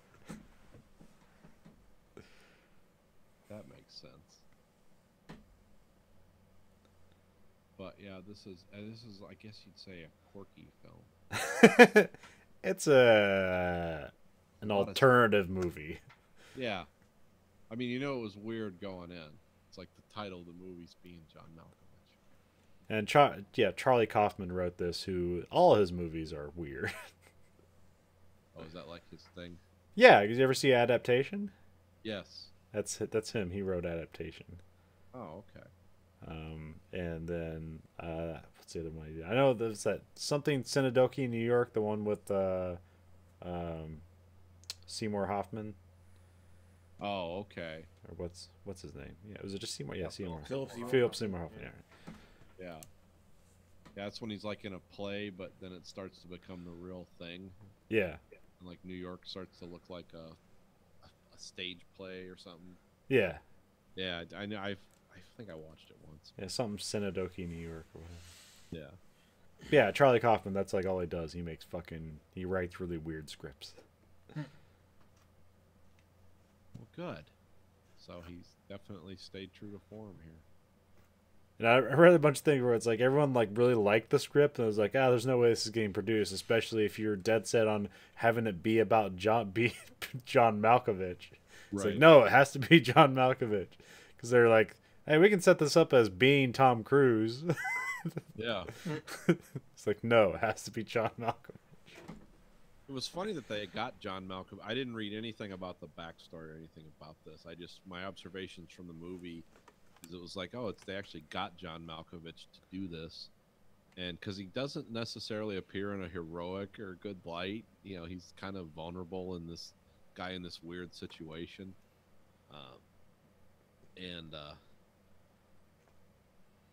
Yeah, it was a weird movie. But... Well, yeah, there's the part where John Malkovich, he's dating Maxine, because Maxine likes it when Lottie's in his body and they're having sex.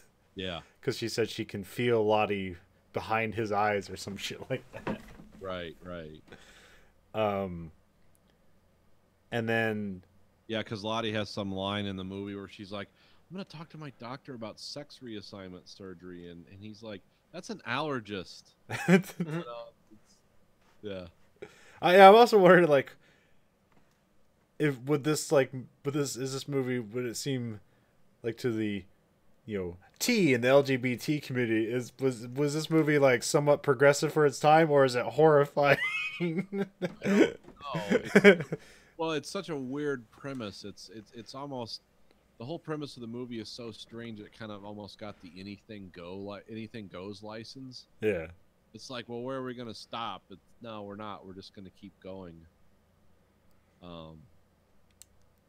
Because it's just so much of it's just surreal nonsense. It's weird. It's because like once you're kicked out of John Malkovich's body, you reappear on the Jersey Turnpike. It's like, that's kind of incongruous, but okay. But John Malkovich starts to feel that like somebody's controlling him, and he's feeling like feels conspiratorial about Maxine, so he follows her around, and then because Maxine and whatever John Cusack's character is, I can't remember right now. Craig Schwartz. Yeah. They are selling being John Malkovich experience for $200 a pop. Yeah. And so John Malkovich finds that, and he decides he's going to crawl into his own head. Yeah. And that's when you get one of the strangest scenes in the movie, where it's like a dinner party of nothing but John Malkovich. Boobs, John Malkovich singing as a cabaret singer. Yeah. A child with John Malkovich's head. Yeah. And the only line of the dialogue is Malkovich. Yeah. Yeah, you can't say anything else but Malkovich. You just put different inflection on it. What's going on? Because as soon as John Malkovich shows up in his own head, he's immediately screaming and wants to yell things, but like he goes, Malkovich! And then and all the waiters like, Malkovich. I have a feeling I would have disliked this movie a lot and turned it off halfway through, because I do not like head trip movies. Well, I mean, you probably wouldn't like it just because the characters are awful. Yeah, there's no likable. That too, that's kind of a big thing with me. I need likable characters or somebody I can identify with. Oh no, there's nobody you can identify with in this movie. Yeah, these are really, like I said, tainted, lost people. But as like a surreal weirdness, like I mean, the only reason I made it through Mandy at all was one because Nicolas Cage, but also just because the sheer oddity of parts of that movie, where it's just like between Cheddar Goblin or just like them fucking her like reading like a satanic book and like liking it and really connecting with it somehow, and then like the guy, the leader of the cult, like just disrobing and like, you're my lover now, and then just her just laughing her ass off at him, and then she gets strung up and burned alive, and it's like, oh, okay. It's like that, and like the interesting biker gang scenes and stuff. It's like, oh, okay, this is definitely an interesting movie, and it has watchable parts and parts that I'm totally invested in just for the visual aspect of it, not just the story. So, well, Mandy has like kind of like horror and violence intrigue. Yeah. Whereas here, like everything is just unsettling. Yeah, it's kind of dirty. Everything seems kind of seedy and wrong, including all the characters. But that's like, well, that's where like kind of the Brazil element comes from, because that's what like Brazil does too, like pretty much. Yeah, you're kind of in a surreal version of the world, and which makes sense considering the ridiculous, ideas of this movie. Well, because that's the thing. I've seen the writers of the other two movies after this. I've seen most of Adaptation. I hated that fucking movie. And I've seen most Nicolas Cage just dragged you to that movie too. Yeah. Well, no, it's just that was more Nicolas Cage, but also just the movie actually looked halfway decent from the trailer, but then it was just a total hodgepodge of just random crap I can't remember anymore. Well, do you remember how that movie came about? No, Okay, so Nicolas Cage plays Charlie Kaufman in the movie. Okay. In real life, he is commissioned to write a novel. Was it The Book Thief or was it The Orchid Thief? The Orchid Thief. Okay. And this is the screenplay he wrote based on The Orchid Thief. That's why it's called Adaptation. Oh. Because otherwise, I mean, my wife was telling me something interesting, but I don't know. Is there a scene in the movie where like John Cusack or John Malkovich throws a can at one of each other's heads? It's at the scene after John Malkovich goes into his own head. He gets dropped off in the New Jersey Turnpike, and then when he gets dropped off, he's arguing with John Cusack. He's like, you can't do this to my head. Like, I'm not in like an amusement park or whatever. And then at some point, he's like walking away, and like these guys drive by and throw a beer can at John Malkovich's head. Well, Yeah, supposedly the trivia behind the scene was that wasn't in the script at all. Somebody offset did that for added tension, so they decided to ad-lib and threw it at his head. So instead, like, the director liked it so much, they got that guy a SAG card and insurance and stuff like that, because he was like, that was a funny scene or whatever. So I don't know what the scene was originally supposed to be, but apparently that was something that they... That's just a punctuation. I mean, that's the end of the scene. He gets a can thrown in his head. Yeah. But what was weird about it was some guy. Number one, it's New Jersey, and it was some guy driving by in a pickup, kind of sounding like a redneck, and it wasn't a guy he was interacting with before, and he just yelled, "Hey, Malkovich!" in the head with a beer can. Like, no way, know who the fuck he was. Just again, part of the weirdness of this movie, which is yeah. But that's I just have to say I like this movie based on its kind of visual style and the weird characters. When did you first see it? I saw it probably a lot of these movies from '99 were doing. I saw them like as soon as they came out. Back when you rented movies from a video store. Yeah. I would just go the weekends when I wasn't working 12 hours a day. I'd just go to the video store and get a bunch of, because Stacy usually worked the weekends, I didn't, and so I'd go get a bunch of movies, and this was one of them. And I was like, I don't know if I'm gonna like this. I'll have to check this out. And immediately, as soon as he went into the office building, and it was this weird place, where you stop the elevator and then pry the door open with a crowbar. It's like, okay, I'm in. Whatever's going on, I'm in. And then there's this, this awful people and this weird sexual tension. The sex stuff in this movie is like nonstop. It's like, oh, we found a way into a famous guy's head and we can see what's going on. Quick, everyone start fucking. I guess that's what some people would do, or maybe that's what everyone would do. I don't know.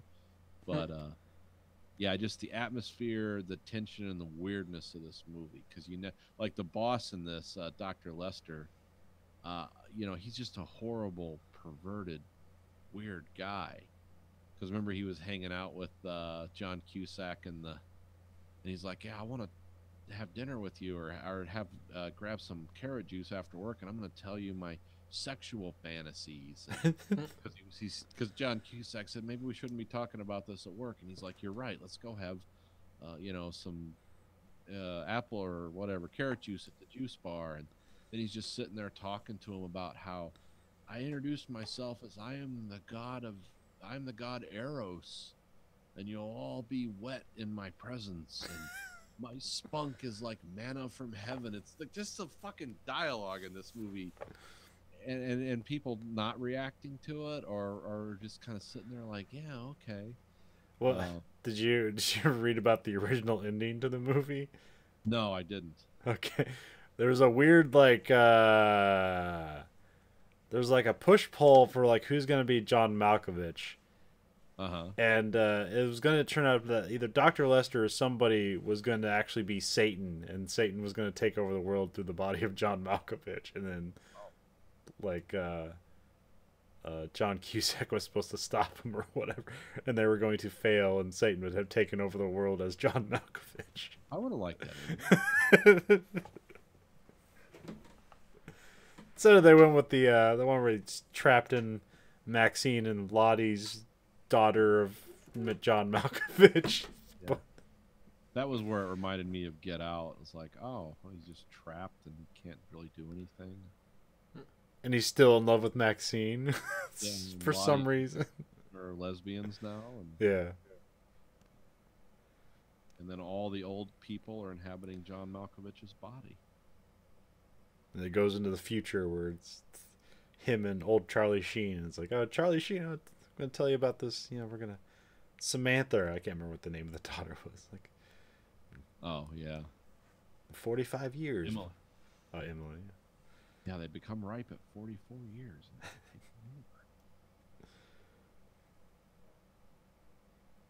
It doesn't even matter if you have AIDS. Oh, but he didn't say or he didn't have it at the time. He had it. But anyway, being John Malkovich, it's a weird, offbeat movie. If you like shit like that, watch it. If not, don't because you won't like it. But it is a very it's a one of a kind. It's a weird. Well, because what's weird about this is immediately we're like, what's they call it, breaking the fourth wall, or whatever. It's like we're introducing a character who is actually a real person. Yeah. And he is that person in this movie, this famous actor John Malkovich, and so it's like that's what makes this movie unique. Because if it was just random people, it's like, oh, this guy's a famous actor, but it was all made up for the movie, it probably wouldn't have been as effective, I think. Yeah. But yeah, it's a weird one. Check it out. What Being movie would you have liked being Nicolas Cage? I don't know. Trying to think of who would be fun to be. Like, you'd have to have time travel element, like being Richard Burton, or being Sean Connery when he was James Bond, you know, or being Frank Sinatra. Start up the Being franchise. Yes, just yeah. We'd have to time travel for a lot of those guys, because two of them are dead, and Sean Connery, I think he's up in his mid-90s now. He's probably, well, yeah, the last thing I heard about him, he's basically like senile, and Yeah, he doesn't do public appearances anymore. and he's just being taken care of at his home by like his live-in nurse or whatever. His 11th wife. Oh no, getting old as hell. So I see. So I guess we're gonna just end the Malkovich, being John Malkovich talk. Yeah. I've about said all I can say about it. I mean, it's Well, we could go into the history of Spike Jonze, what movies he's done and stuff like that. But, I can't remember. Like, I'm trying to remember. Like, I can't remember off the top of my head because there's a lot of shit. What's that guy? The guy did Eternal Sunshine of the Spotless Mind. There's a lot of like that guy's movies that I confuse. Oh, with Spike Jonze. Yeah. What was the last movie Spike Jonze did? Her. Oh yeah, that was really good. Yeah. Also very weird. And was Cameron Diaz in that too? No, that was Scarlett Johansson. Yeah, Scarlett Johansson. And she wasn't really in it. Who's the voice? I mean, yeah. Scarlett Johansson. Yeah. Also, a movie I didn't like. Michael Gondry is the Oh, Eternal yeah. Sunshine.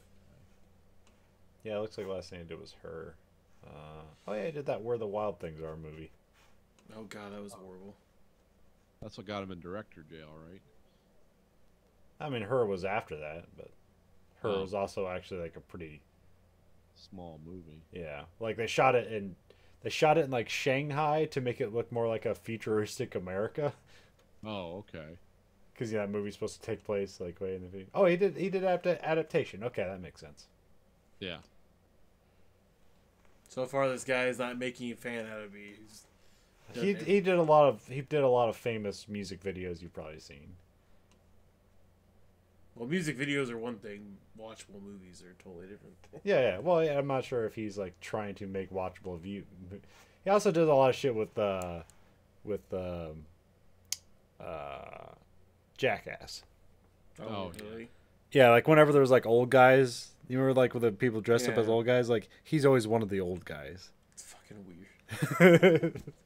I wouldn't think somebody that was involved in that, I guess, would have that kind of taste in cinema. He also like had a paper beard, and he ran up and interrupted the MTV Music Awards. Like when somebody's getting an award, he ran up and interrupted it to like, I forget what he did, but yeah, he gets around. He's a quirky guy. Yeah. So, pizza and stages of our life. In this topic, what's I've recently have had some cauliflower crust pizza, okay? which pretty much just tastes like pizza. Like occasionally it's like, oh yeah, that kind of tastes like cauliflower, but not really. Okay. Not overwhelming at all. And it's like 600 less calories. Oh, really? Yeah. So I think I'm just gonna eat that pizza for now on. Well, if it's good, what is it? Just not have? Is it that the bread has no bread? Yeah, there's no Yeah, bread. it's just cauliflower places. It's cauliflower and probably like rice, Okay. and then that's just like what gives it, starch and structure is the rice flour and stuff like that. But yeah, Well, my sister makes it from scratch. It's just literally just mash shit out of cauliflower, drain all the water, mash it again, yeah. drain all the water, and then dry it and make it. I mean, it's because you got the frozen one. Yeah. Right? Yeah. My wife had that, and she said it was okay. I know you can get just the crust by itself. And make Yeah, your own we pizza. sell that too. I got this one. It's called Cauliflower. Okay. 3 cheese pizza. They do sell a couple different ones like with pepperoni on it, but we don't sell those ones at my place right now because like where it is in our section, it's kind of in the vegetarian section. So the pizzas we sell don't have meat on them. But there's usually some pepperoni around here. Just throw your own pepperoni on it when you go to cook it. I had also a California Pizza Kitchen one that came with pepperoni and mushrooms. It was all right. Okay. There's this. The only problem is like it's basically like 3 times the cost of so like right now like I had like different because like right now like Jack's Pizzas is just like shitty frozen pizza. I like Jack's Pizzas because it's just thin crust and they have good cheese. Like I guess it's craft cheese. I remember like when we were growing up, we used to be like a Red Baron family. Like we always had Red Baron pizza. And at some point, I hated Red Baron pizza, and I switched over to Jack's. And it's like Jack's is like a better pizza. It's just now I prefer that pizza because it's basically a cracker with some cheese and pepperoni on it. Right. And like DiGiorno is always like good, but like I'm not really into like thick crust pizza anymore for some reason. And then I've never liked Freschetta. I always thought that was just a shittier version of DiGiorno pizzas. Tombstone's all right, but I kind of that's in the same place for me as Red Baron. Like I just don't like those ones anymore. So. Well, I mean, I know you said you're in a thin crust, but now there's one I get at Hy-Vee. It's like barbecue pulled pork. It's the pizza company, just like it's always like a black border with like a one solid square of color with like a letter in it. Like, oh, is that the Milwaukee one? yeah, Yeah, those are good. yeah.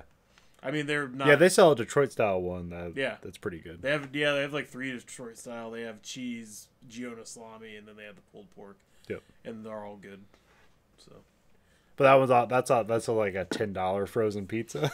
At Hy-Vee it's $9, so yeah. But it feeds 2 people, so Yeah. I mean, $9 or one me. Well, I mean, $9 for pizza when you don't have to pay a delivery fee and don't have to go get it. Technically, that's not bad. It's about But yeah, the cauliflower pizza, it's like a Jack's pizza is like it's like $2.18, and a cauliflower pizza is like $6. Oh, okay. So you're definitely like paying like almost 3 times the cost, but you're getting 600 less calories. So you're getting even more ripped off, but in a health wise. Yeah, you're not. Well, you're not. Yeah, you don't need. You're not like hauling a Sherpa pack over a mountain pizza, so you probably won't miss those 600. Because I usually get frozen pizza maybe like once a week or once every twice a week. It always changes depending on my mood. So Yeah. So I think I'll just get those from now on. Oh, okay. See, I used to eat Jack's Pizza all the time as a kid, but I've eaten them so much as like you with Red Baron. I don't want to fucking see a Jack's Pizza. I can totally understand. Because Jack's Pizza, like their crust is basically cardboard. Yeah. But because it's so thin, I like that. I like thin, crispy crust. Yeah. Like almost like I used to like the overcooked Jack's pizzas. Oh yeah, my mom did that, and I hated overcooked Jack's Pizza. I don't do it anymore, but like for some reason I really like. Well, actually, I just like the way it caramelized the pepperoni. Oh. Where it was like kind of burnt on the edges. I really like that. Well, at some point I should get you. I can't remember. I think Roscoe's makes a thin crust pizza, don't they? Yeah. Because I when I went to Roscoe's, like I get their Detroit and then I get their like New York ultra thin crust. Yeah. So I get both. I still like their sweet hot grandma pizza. It's probably the weirdest name, but also like the best pizza. That is a weird sounding name. Also, Dan Rackett, he suggested you get from Domino's, you order a thin crust barbecue sausage pizza. And it's basically like you're eating crackers with cheese, barbecue sauce, and sausage. Nice. So I had their thin crust, like the last time I got Domino's, I got thin crust Hawaiian, and that was actually pretty good.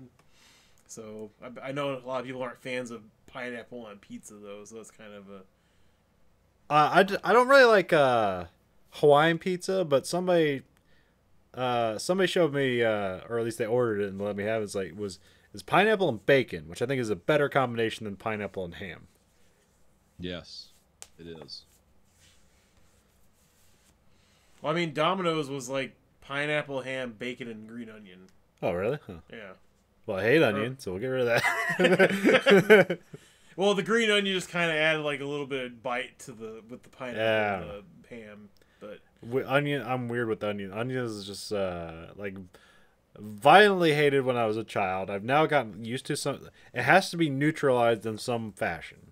So like in salsa, like I don't really taste the onion anymore because mostly it's just tomato juice and whatever the tomato cancels out the onionness. If I remember right, also a Chinese dish with onion in it. Yeah, like Mongolian beef, like that'll neutralize it. And then like onion rings. Like I hate onions, but onion rings are pretty good. But that's because you can fry fucking anything. Like I'd probably prefer fried okra or fried broccoli or some shit because it's pretty much food if you have. Yeah. Yeah. Yeah, but still to this day, like man, a fucking like a raw onion on a burger, and I don't know it's there, and it catches it. Like man, it'll fucking ruin my day. It'll physically make me ill.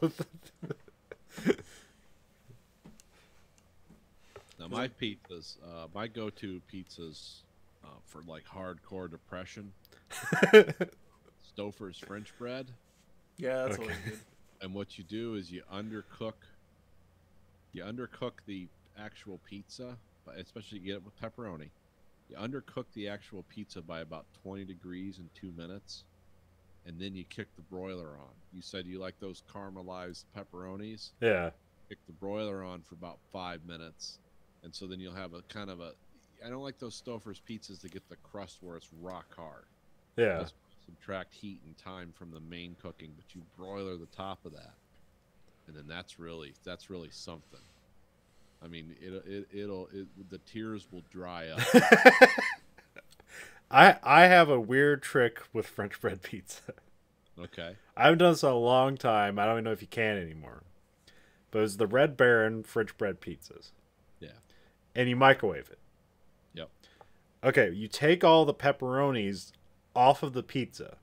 Because it comes to that little tray, the crisping tray where it has like the little like silver thing on the bottom. Yeah, the heat reflector, yeah. Put all the pepperoni underneath the pizza. And then it'll cook it. It'll like extra cook it. And when you're done, it's really crispy pepperoni. Like almost like it's almost like freeze dried, like a freeze dried thing. Yeah. But it's like crispy like pepperoni. It's fucking weird. You might not like it, but I really liked it. Try that. And then the other thing, what was I'm a big fan of the boboli. Where you get the crust. Oh yeah. Okay. Yeah, I can make almost anything California Pizza Kitchen makes off a box. I love the Jamaican jerk chicken bacon pizza at California Pizza Kitchen, but I don't like to go out to dinner with my family and spend $100 and have some pizza. So I'll make it at home. I'll like marinate the chicken the night before, in the Jamaican sauce, and I'll thicken that Jamaican sauce up with some kind of syrup, and basically make a reduction of it, and then cook bacon, and then that's. Is it really that expensive to go eat at California Pizza Kitchen? Yeah, it's pretty expensive. If Okay. you get 3 people, yeah. You got to remember, anytime I can't just go out to a restaurant by myself. Like, okay, there's Franks and beans in the fridge. Fuck off, I'll be back. No, I mean even with 3 people, because I just took 4 people out to eat like last weekend, and it was with like 2 appetizers, and then like everybody got sandwiches and fries, and I think my wife had like an alcoholic drink, and everybody else just had pop or water. It was like $75 with tip. So, Yeah, you're getting close to East Coast prices where I'm at though. So yeah. I can't remember. Isn't there something with restaurants in Michigan where they actually pay people a living wage? yeah, there's that too. You got to deal with that too. That's Oh. why everyone's doing stuff at home now because no one can afford to pay their living wage. I mean, we don't. I'm sorry, sir. I would love to support you, but I can't. Yeah, we don't eat out here unless someone gives us a gift certificate. Like we literally, I mean, we don't even like get pizza like delivered or anything, and because there's like a $12 delivery charge now, and Oh Jesus! it's like, oh yeah, and you can see all the boards are going up over the businesses. Your biggest businesses here now are banks and grocery stores because the restaurants are going out. Well, because they still rely on tips and stuff, even with living wages, or is it just Yeah, you can still tip. okay? I didn't know if it's expected as much. Well, the problem with Michigan, that the mutation I've seen over the last 20 years is like, we're not as bad yet, but it's like when I moved here, it's like, oh, this is the Midwest with some big cities. You know, it still kind of had that vibe to it. Now, Michigan's becoming more like the Northeast of the U.S., where like houses are starting to become preposterously expensive. Property taxes are absolutely through the roof. No one has a fucking, every other person doesn't have a fucking decent job. So yeah, it's becoming very, very expensive here. If you pay attention, the prices just keep creeping up. And especially when you look at what you were paying for shit like 10 years ago or whatever, you can see this huge change came in about 2010 or whatever, where you started seeing like, oh, this is getting really fucking expensive. And now it's just out of sight. You know, it's 1,500 or 1,000 square foot bungalow homes in Ann Arbor going for $300,000, $400,000, $500,000. It's like, okay, we're moving to the moon now. This is not sustainable in any way. No, and I feel bad because I was telling Colin about the New Year's Eve party I went to a couple weekends ago at my friend's house that owns a hobby shop here in town. And his house just got built in this last year, and he bought it in January for $300,000. It's a nice house. It's very nicely appointed and has, nice square footage and nice finished rooms. But it's basically, if you count the bedroom that's a hobby room in the basement, 4-bedroom, 2-bath house with a fenced-in backyard and maybe 1,500 square feet, maybe all together with all the rooms in the garage. It's like it's like $300,000. And it's like, holy fuck. I mean, it's brand new and construction costs went up, but it's like, me and my wife, as soon as we leave, we're like, we paid $104,000 for our house, and it has like 1,500 square feet in it. It has one more bathroom. It has one less bedroom, and the garage is bigger but detached. And it has just about the same property but no fence in. It's like, that's like a third of the fucking price. All it is 50 years older. Like, this doesn't seem like a very good deal. Well, it's like my house when I bought this almost 20 years ago. It's like, I mean, I know this house in and out. I've had to replace almost every lick of plumbing. Now we're starting to get into like electrical stuff, and I got guys coming over and looking at that. And it's like, yeah, this house, I thought it was overpriced when I bought it. But now I got these real estate people coming to me. It's like, oh, you need to get out of your starter home. And it's like, well, what can I get for this house? And they're like 220, 240. It's like, no one is going to pay you that much money for a bedroom fucking house with 1,500 square feet. So, oh yeah, all day long. And they showed me that people are buying these houses for those prices. It's like, oh, this is fucking insane. Yeah, because place is worth about $100,000 on its best day. And like I said, Ann Arbor. See, part of that is it's generally the whole city of Ann Arbor. There's a few crackhead areas, but generally it's pretty nice. We're like not in a ghetto, but we're what you call, it's that Michigan term, ghetto adjacent. It's like you're not in a bad place. However, a mile away from you, it's like the Democratic Republic of Congo. This is like there's murder, rape, dog fights, cars being stolen.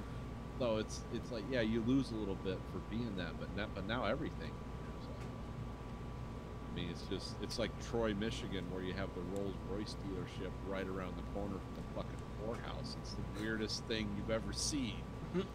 like you just walk 3 feet and you're in the it's literally a war zone. But yeah, they're telling us that. Oh, you can sell your house.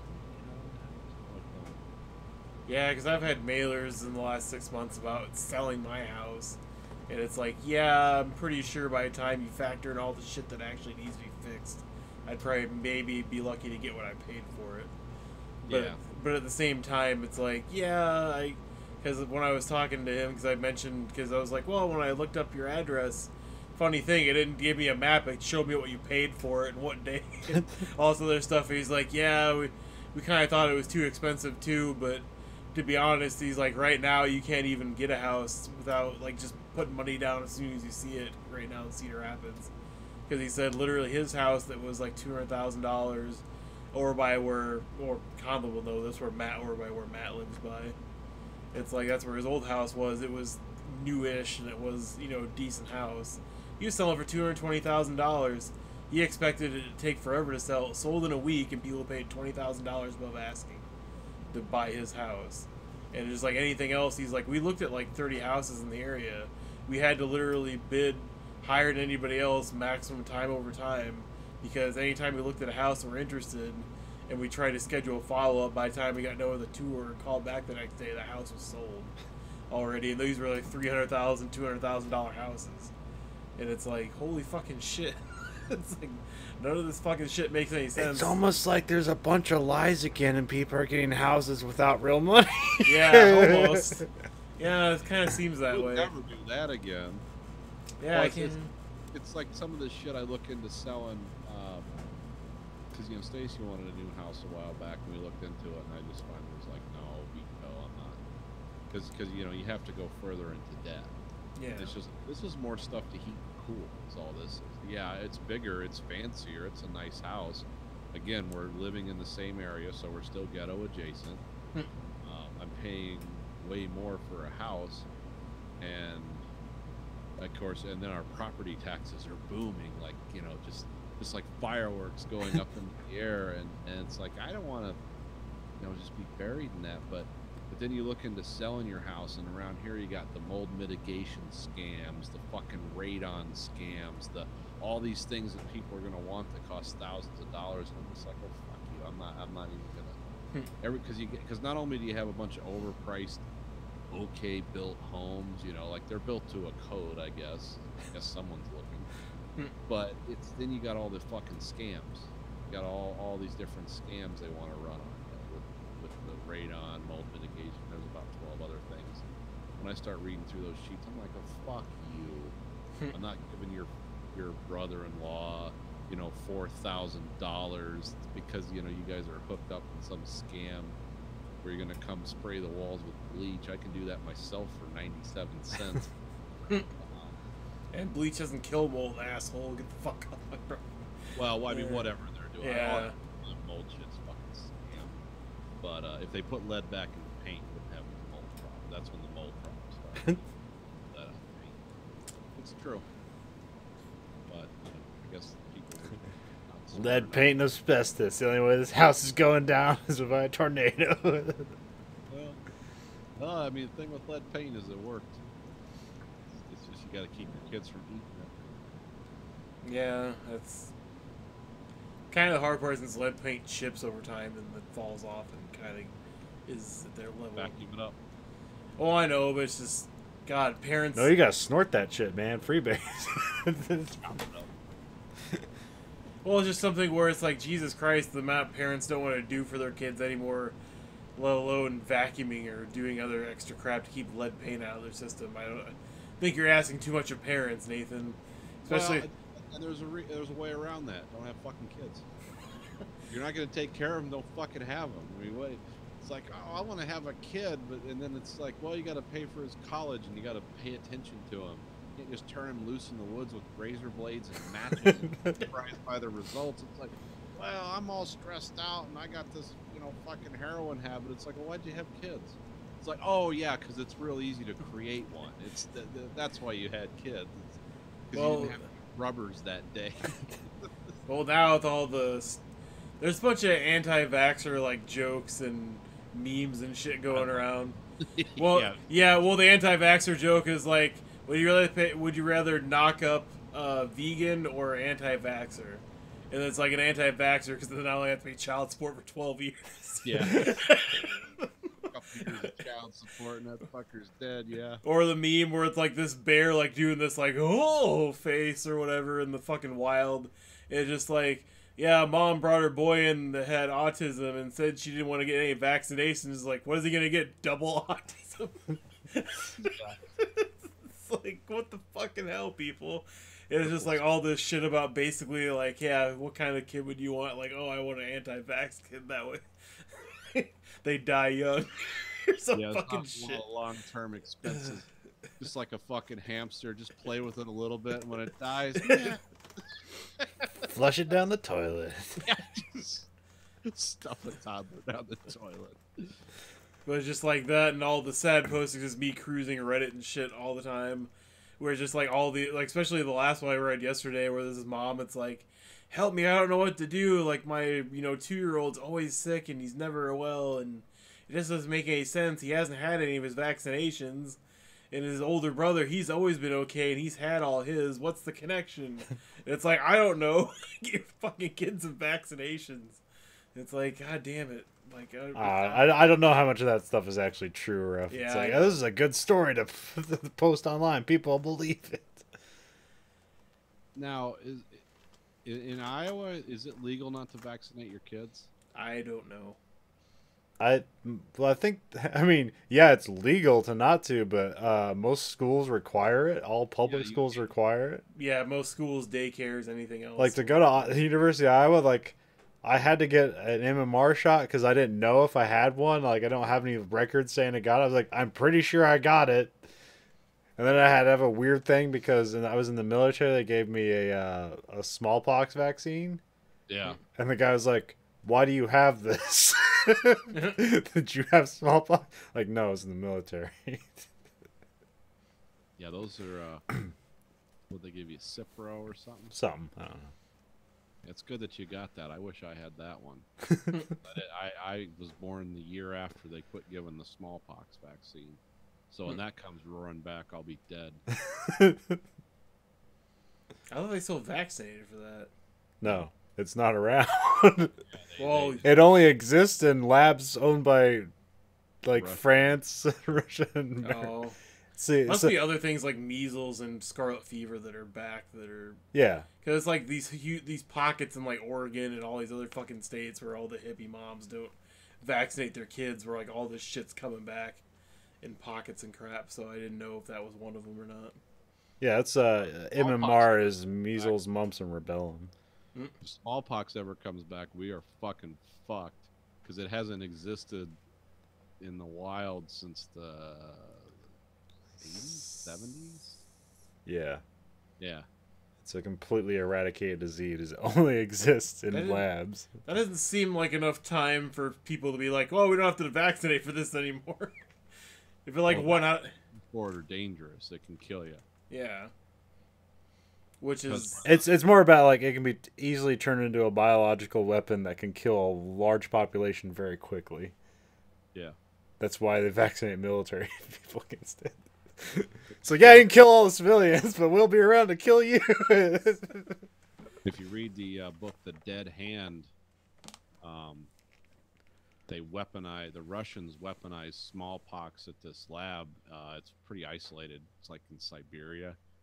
But some of it got out through the lab filters because they didn't have the correct micron filters that day. And like 2 people that were out fishing that were basically essentially Eskimos, at whatever that version, they were fucking dead in like 48 hours. They were dead on their boat from this weaponized smallpox that the Russians released. And of course they covered it up right away because it didn't get any further than those 2 people. But yeah, it's a very contagious. Variola is really dangerous shit. It's very contagious. It's I don't know what the mortality rates. See, one of the things that I've learned from reading about, because I always read about viruses and pandemics, is no one knows, like, because they say like the Spanish flu killed so many people, but a lot of those people were basically close to what we would call starvation nowadays. like they had very, they didn't eat a lot of food and they worked really hard. And so they were kind of beaten down. Nobody knows if that shit came back. I mean, it would kill a lot of people, but nobody knows like how many people it would kill or how many people it would sicken. Because like the Spanish flu killed like 50 million people or something, but it sickened like 700 million. So nobody know. But I wouldn't want to stick around and find out. I'll take your word for it. Well, it's like, and that flu from the flu now from the flu then, it's basically the same flu. It's just the flu constantly mutates it. That's why you can't really fight it very well. That's why it's hard to fight. Yeah. And like the only like we didn't stop the Spanish flu. It just mutated to be less deadly. Yeah. Like we didn't do it. The next one. Yeah. Like the Spanish flu is like, oh shit, we didn't mean to be that bad. Mutate and give you I didn't mean to hit you that hard. Come on, baby, take me back. What's the thing with viruses where they don't know if it's like built into their genetics or what, but if they become too lethal, then they just die off with the hosts. Yeah. So it has to kind of strike a balance between. That's like hate was just like in the wild. It's like, oh, this isn't gonna last. It'll kill everyone off eventually. Pretty soon, everyone will have it. And, now that's almost gone, I guess. Well, because it's easy. Oh, it's easier to live with it, and it's curable in a lot more cases than when it used to be. Well, yeah, and I keep seeing they run these advertisements on TV for this drug, and it's got people that are obviously gay, one guy that's heterosexual, and one lady that's obviously a transsexual, and it's this drug where they can consistently, even if you're exposed to like just if someone fires off the old HIV cannon, 99% you won't get it taking this drug. I forget what it's called, but I know they've like added it to the schedule of drugs that all health insurance companies will take it now, because they weigh that versus the cost of treating someone with HIV, and they're like, oh shit, okay, get them on this. But I guess you have to take it every day, like really consistently, and it can also they say it could cause like affect your ability to get a boner or whatever. So like a lot of people aren't taking it. Like, I don't want that to be interfered with. It's like, oh no, I want my immune system to be completely annihilated, so I can have a good boner. See what kind of boner you get when you die from the common cold. Yeah.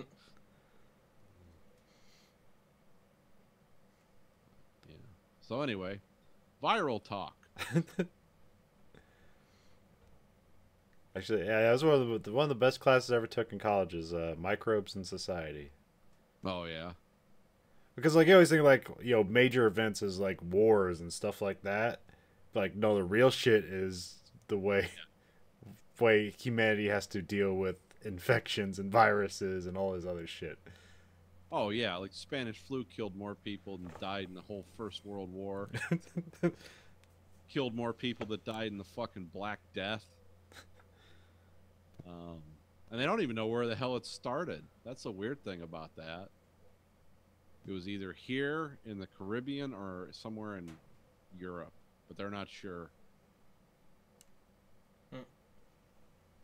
But I mean, and like building the Panama Canal, like one of the major hurdles was like, we got to get rid of mosquitoes to fight yellow fever.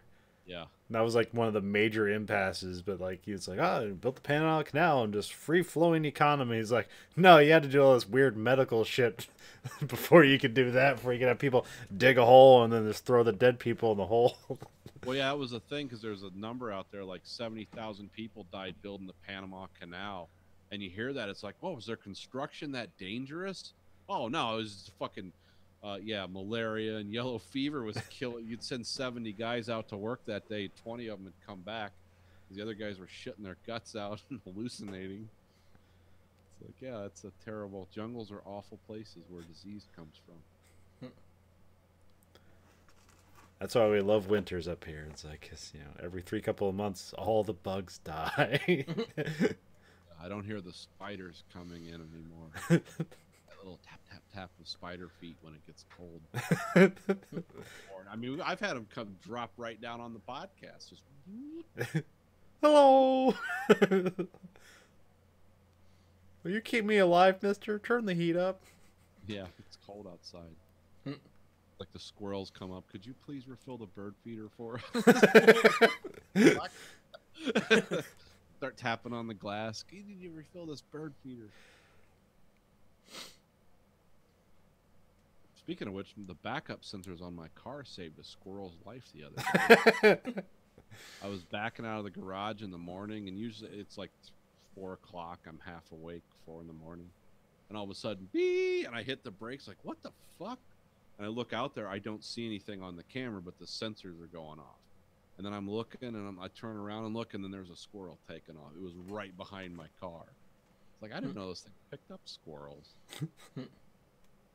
That's cool. I can do the Bird Box challenge with my car. Just wait for the sensors to go off. Yeah, I need to watch that movie. Did you hear the girl that got arrested doing that? No. No. Yeah, she papered up all the windows on her escape. Went out driving around and crashed into someone. Fucking kidding me. Florida? I don't know if it's true or not. I saw him singing in. Like, well, maybe this. I don't know. Well, there's 2 fucking batshit crazy stories out of Florida this week, and I forgot to fucking bring Just them. 2? Bad week, slow week. Well, I'm sure there was regular crazy stories, but these 2 were like, what the fuck were that person on? Like, Meth. but yeah, that should be pretty much the reaction for any Florida news story. What the fuck was that person on? Or fentanyl. Yeah. Elephant tranquilizer. When getting high just isn't enough. I want to make every drug experience into a near-death experience.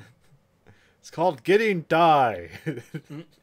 Gets me closer to Jesus every time I pound this vein. Anyways, what were the stories? No, I said I forgot to bring it with me. Oh, so okay. I don't even have my phone, so I can't look him up. Let's see. Probably involve fire, someone jerking off in public.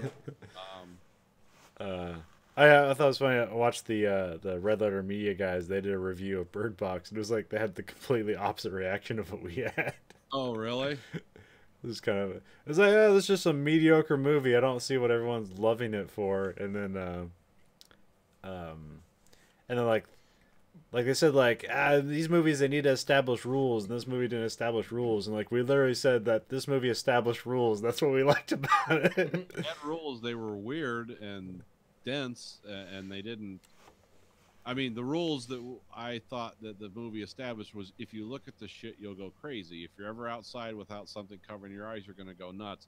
They never broke stride on that. Yeah. They didn't establish anything else about why this is happening, what it No. Fight it. But yeah.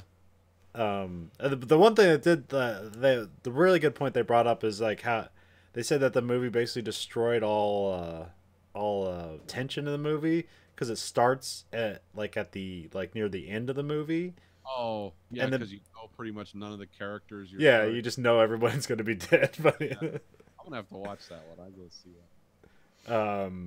But I know sometimes when they call a movie mediocre, it's like it's not. They don't mean the same thing as what you think it means. Like, oh, it just means it's a bad movie. Like, kind of what they mean. It's like, movie wise, the structure is done badly, and like. When they say things are poorly written, they don't mean like the dialogue sucks. They mean like, no, the structure is wrong and incorrect, or it could have been better had they moved this around and stuff like that. So sometimes when they say a movie's bad, they don't necessarily mean like, oh, it's a bad experience, don't watch it. It means like it's technically a mediocre movie. Well, what I got from my viewing experience, because I watched it with my wife, and then her friends watched it and they talk about it a lot, I saw this as like, oh, it's like a horror movie for women. It's like it's got a strong female character. There's not a lot of gore in it. It kind of has that family thing. It sort of touches the bases. It's like I could see why women like this.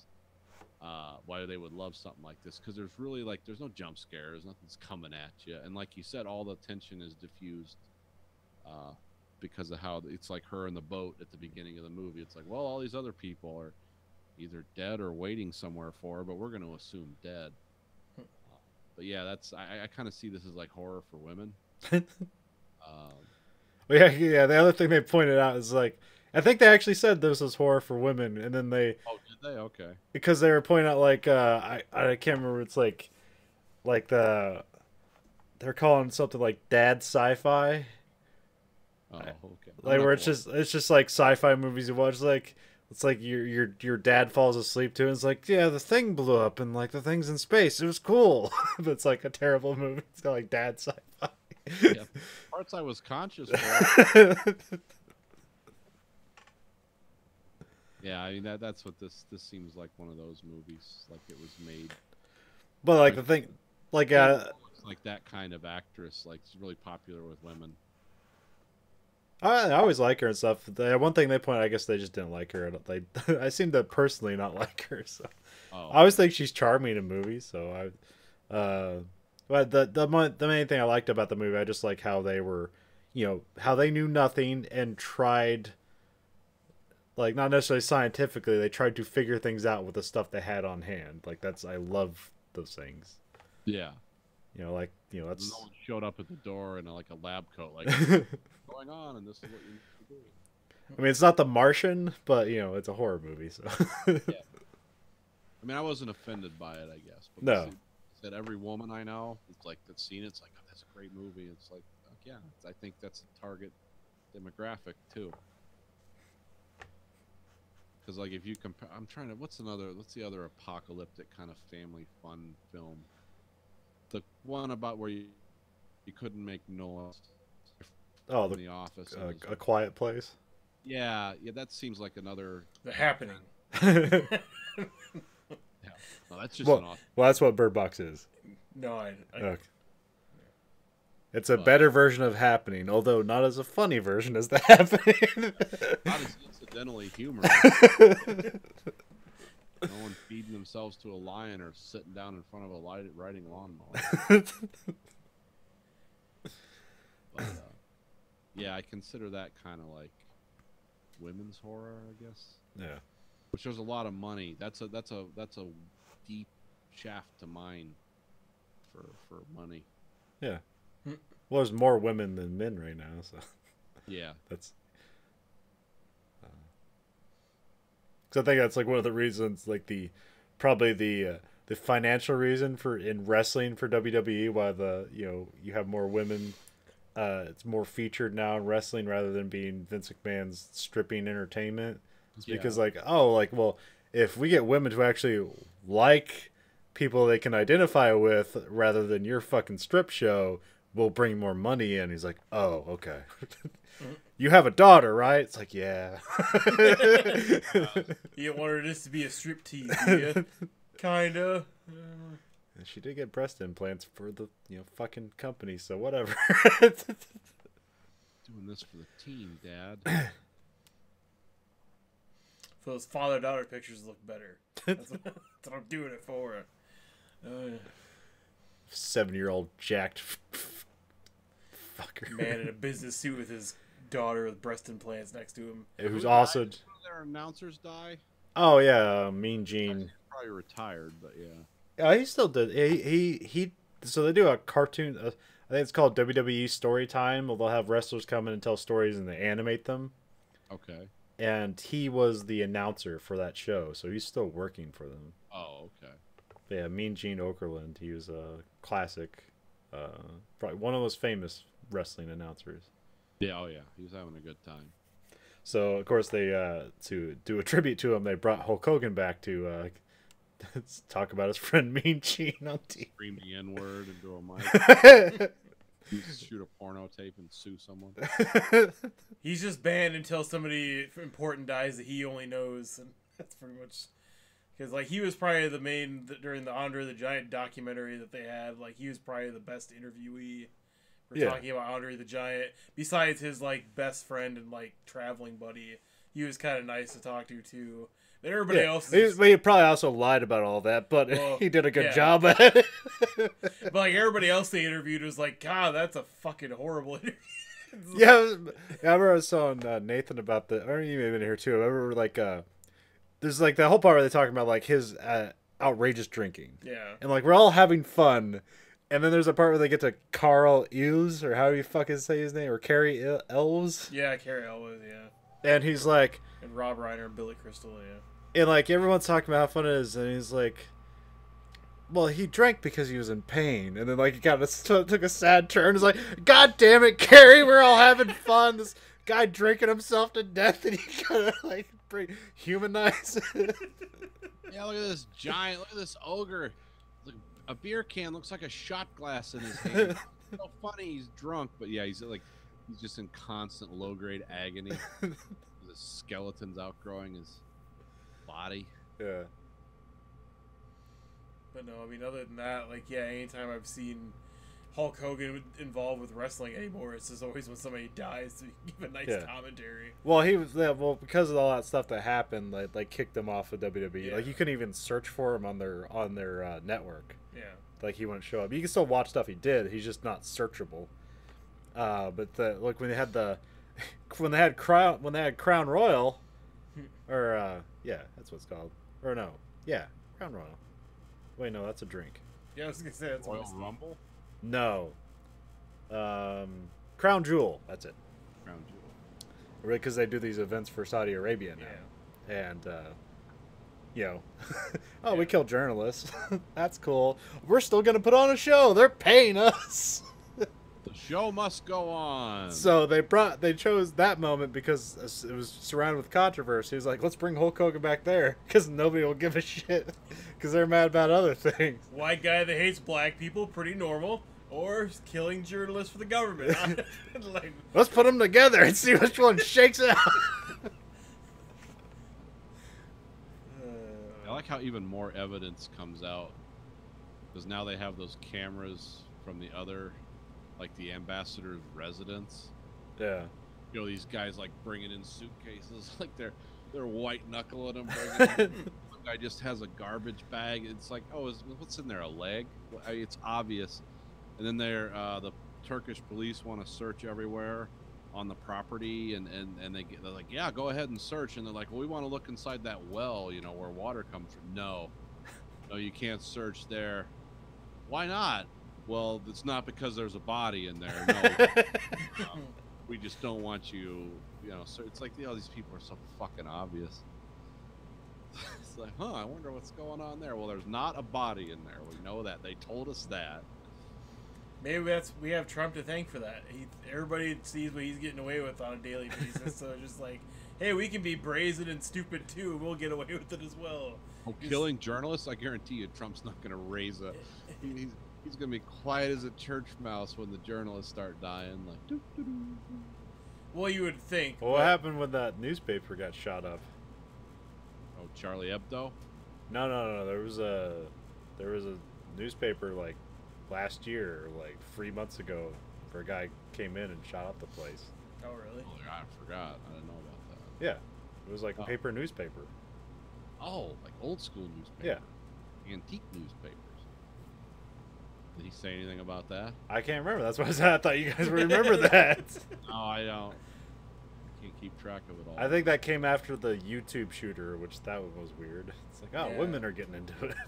Yes. See, it is the era of women. Well, taking over. Let's put it this way: Donald Trump's made so much of a joke about banning, arresting, and killing journalists already that I wouldn't put it past him to be like, I killed a journalist yesterday, and tweet about it and be like, hashtag fake news or some fucking bullshit. Hashtag freedom. But I guess on a good note, Donald Trump is the only president to take the Stone Cold Stunner and the Brock Bottom and get knocked out. He didn't survive. If only they would have paralyzed him. Don't worry, it'll be over soon, one way or another. Well, because somebody was asking me the other day, because I didn't even think about this in my head, registered as a question until the second time you asked it, but it was just more of like, so how do we stop the shutdown? It's like, well, I mean, how do we stop the shutdown? I was like, I thought it was like the Congress couldn't come to, terms with each other, so that's why it was shut down. Like all the other times in history it's ever been shut down. And he was like, no, I thought it was Trump that was, basically making it be shut down. He's like, what do we do about this? So like, does it ever stop? Or is it legal to do that? I'm like, I don't know. I don't think. What you do is every 4 years, fucko, there's this thing you do called voting. If you want to stop this, there is a way. But yeah, it was more or less a nice conversation about like, well, if we give him his money, he'll just do this again, won't he? I'm like, yeah, probably. It's the only power he has to not do anything. The power of irrelevance. I remember when the government was shut down it's like 4 years ago. It was like on a drill weekend, and Yeah. when that happens, you don't go to drill because they're not gonna pay you.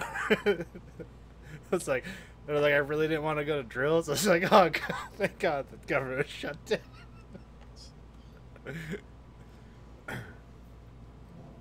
Yeah, I need to go look up what because they actually had a list the other day and I didn't pay attention to it. What government agencies weren't operating right now, or what ones are partially operating, or all the way shut Well, down. the fucking IRS is operating it full. Well, not the refund department, which I'm surprised hasn't Yeah, of course hasn't not. drawn riots in the streets already since it's tax return time.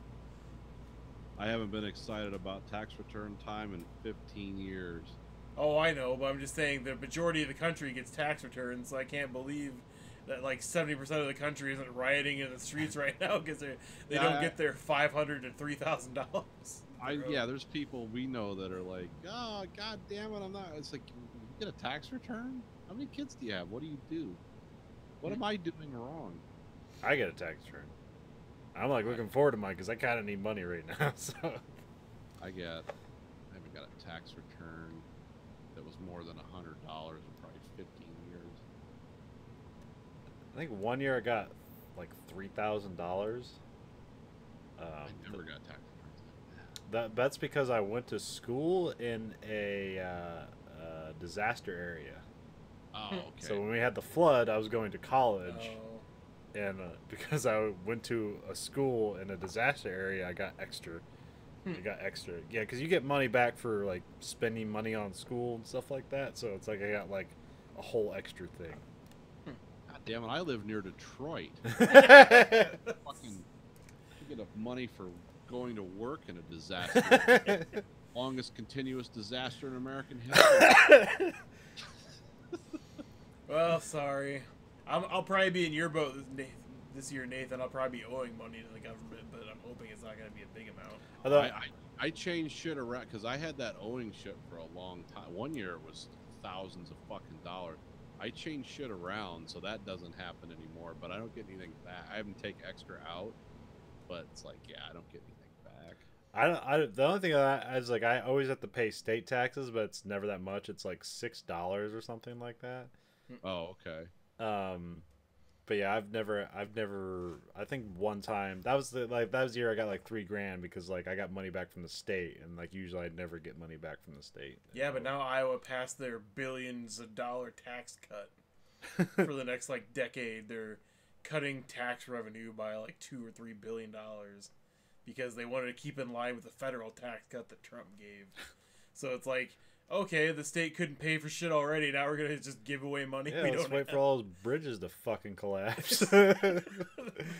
Adapt and survive. The fucking motto on your license plate, Iowa. Adapt and survive. I just like how their reasoning was like, oh, you have to make sure people aren't mad when they get their tax returns, and see that Iowa didn't follow suit with Trump, and it's like, that's not what the fucking tax return system is supposed to be. Just Get Iowa. feelings. Whenever I got money, like the few times I got money back from Iowa, the only thing I do because the one time I got like $6 back, and like they're gonna send you a $6 check that I'll probably never fucking cash. So there's like things that you can divert your cash back into, like land, parks and recs, stuff like that. So if I get any money back from the state, I just put it back into the states. Yeah, I usually put last year I think I put $80 into parks, and I put like $60 into something else, or I think it was like, oh fuck, what was it? There's like plus in Iowa you can donate to political parties through tax returns. Not that I've ever done that because there's only two options. There's one year you got like an extra 10% on your return if you took it back in bonds. Oh. And savings bonds. So I got $2,000 worth of savings bond, and shit happened, and I only had him for about a year and a half, and I made like $16. So instead of getting $2,000 back from the government, I got eventually $2,016. Well, plus you delayed counting that income on your state income taxes for a year and a half, because Iowa taxes your federal return every year. Yeah. So, because you think you're golden because you get like, I think the biggest tax return I ever got in a year was like $4,000 between state and federal. And I think that was probably the first year I bought my house, or the second year or something like that.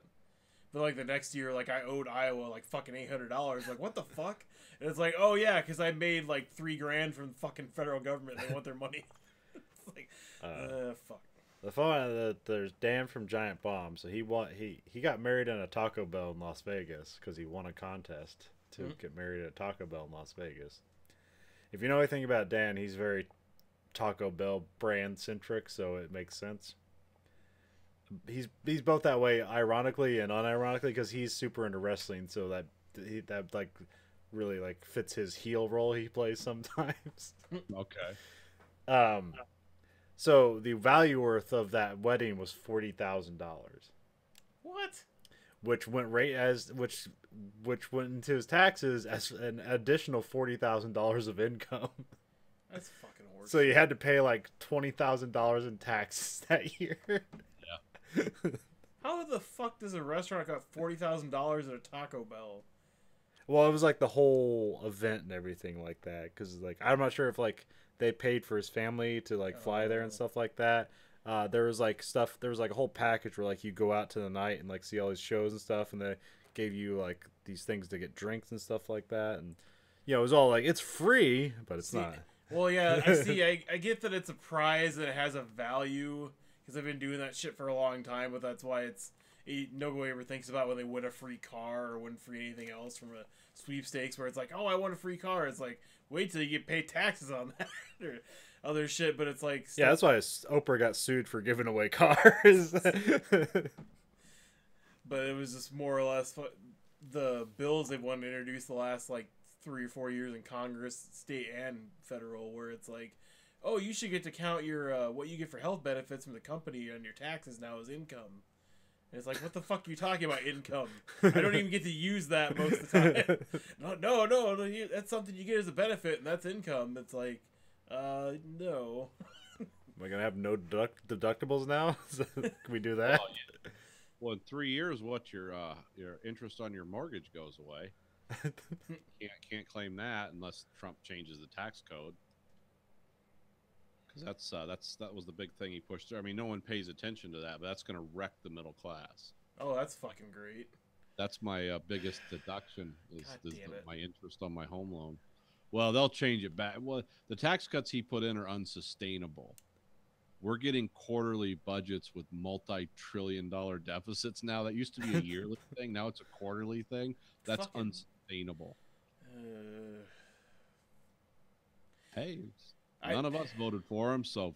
No, I know, but at the same time, it's like I was praying to God that tax bill wouldn't have went through, and then somehow it fucking did. Well, of course it did. Fucking lunatics are in charge. Oh, I know, but it's like, why couldn't it be like the rest of his track record where nothing ever happens? Well, because that's what's important. That's the only thing that does matter. Yeah. That was it. All the rest of this stuff is just buffoonery for the retards and hillbillies. That's what all these people elected him for. Like, that's what seems to be the Republicans' aim, is to, like, we don't want any of this stuff to work for people. We want it all to be privatized. We want the government to have no power whatsoever. So they go there to do nothing. Oh, I know. It's well, to the point that they're to do nothing, to the point that their electorate will still elect them. Yeah. Which that's a rapidly diminishing light. Believe me, we're got a whole generation of people coming up that are going to be retiring to have no pensions, and you can't put a bunch of money in a 401k on a $10 an hour job. Once all those people retire, there's going to be some real fucking problems. GoFundMe, the millennial retiree GoFundMe. Fuck, the baby boomers are going to run out. They're not even going to be able to retire. No, and that's why we were with my mom and my uncle and stuff like that. Just they're both getting to retirement age in the next couple of years, and they want to retire, but I don't think they'll My fucking be able dad's to. retired. He's still working. Yeah. Yeah. No, you can't go to a retail or fast food shop or just any kind of low wage job anymore that provides basic health benefits without seeing somebody over 60 years old working there. And quite a few of them, unfortunately. Not that they can't work if they don't want to, but they shouldn't have to fucking work. Like I said, it goes back to Ronald Reagan and the victory of America over communism. When this country started to become the godforsaken fuckhole that it is now. The victory of rich people over poor folk. Yes, the triumph over the have-nots. We've put the poor in their place again. How dare they ask for equal treatment, you fucking sons of bitches. God bless America. No, because I was actually worried this week because you know how you talked about when Grayson went and got his arm fixed when he broke it in football this year, and what the bill would have been without insurance, because when I started my job last December, like, I didn't have insurance for a couple months, and I told my wife, like, hey, I need to, I changed jobs, that's a change of life thing, please go and change your insurance to put me on it now. And she said, okay, but I never followed up on that. And so I really wanted to go to the doctor this week because I did not feel very well at all. And I'm like, oh, fuck, I never really followed up if she got fucking insurance or not for me. It's like, oh, fuck, this is going to be a hell of a fucking ride. And then it's like, oh, I got insurance for you. It's like, so where's my card? Oh, I don't know. It's like, so figure that fucking... That's another fucking free-for-all that's just totally unsustainable in this country. I'm paying school loans now, so that's fun. I thought you had to be 6 months out from... I did, but so I thought I put in for I put in my you have to keep updating it because I had a time where I was supposed to graduate, and I thought I updated that I was in class this session. Yeah. So basically, it didn't update. So by the end of the session, it's like, now pay your school loans. So that was the end of their 6-month grace period. Oh. But luckily, so it was going to be $500 a month. Oh God. And there was a selection on there that said I can't pay this. And they're like, okay, can you pay $186 a month? I was like, yes, I can. So I think under $500 a month, it was going to be a 5-year loan, basically. Now it's a 20-year loan. But I only owe $57,000, so. Yeah. That makes me feel better about my $8,000 credit card debt. And my probably $4,000 left of student loans that I have, and I think my wife's on the bare minimum. She probably has $7,000 left of her student loans. So you want to trade? I'll take your $50,000. Well, I also got about $5,000 in credit card debt. Yeah. So, but I also got $3,000 in places of money that I don't ever touch. So there's that. Okay, you're better than me because I'm hopefully by next year in July I'll have $12,000. But we'll see about how that fucking pans out, depending on tax situation and fucking paychecks and shit. I have. Except for my mortgage, I don't have any debts, but I live paycheck to paycheck. So, and when there's no money in the bank to do something fun, it's well, what's on Amazon Prime, kids? Because that's what we're doing this weekend. Is your mortgage a 30-year mortgage or is it 15? I don't know. Well, because I'm paid off in 8 years or something. Oh, because I'm assuming you. Been there for a little while, but at the same time, it's I know you keep talking about how Michigan's so expensive for car insurance, and Oh yeah, that's why I live stuff paycheck to paycheck now, because I pay $530 a month for car insurance, just for 3 people one teenager to drive a 10-year-old car, and me and Stacy to drive 2 lease cars. It's yeah, it's just. And I almost get into an accident every other day. It seems like someone's running a stop sign or running through a red light or driving down the freeway at 140 miles an hour. Well, they probably think. Yeah, I just had somebody shot my window. That was $300. I didn't have to throw away because some fuckers having fun somehow. This'll show the world. It's fun to destroy shit when you don't have anything. Well, when we all have nothing, we know where we're going. Yep, to the promised land. I guess if I paid $530 a month for 3 people to drive cars and nothing, and then we had great driving records, I'd probably want to get in an accident like every fucking month anyway, just for the justification of how much fucking money I'm pouring down the drain. When she pays the bill, because like I said, we do it on the computer. For some reason, in Michigan, you have to call in and do it over the phone. You can't do it by computer because they want to know who's calling. Because I don't know, someone might fraudulently pay someone else's insurance. I usually stand in the living room with my shotgun, kind of cradling it. It's the only way I can psychologically make that right in my mind. Or I just tell myself, well, at least I'm not living in California.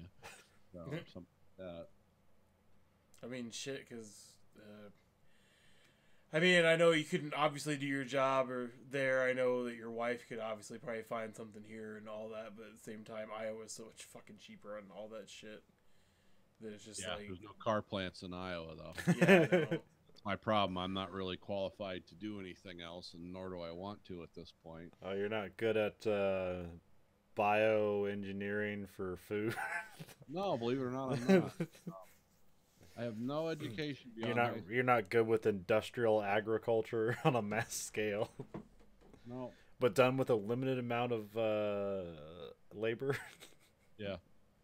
No, I just graduated high school, and if someone told me I had to spend 5 minutes in a classroom or be beat to death with hammers, I'd say beat me to death with hammers. I never want to fucking see another classroom in my life.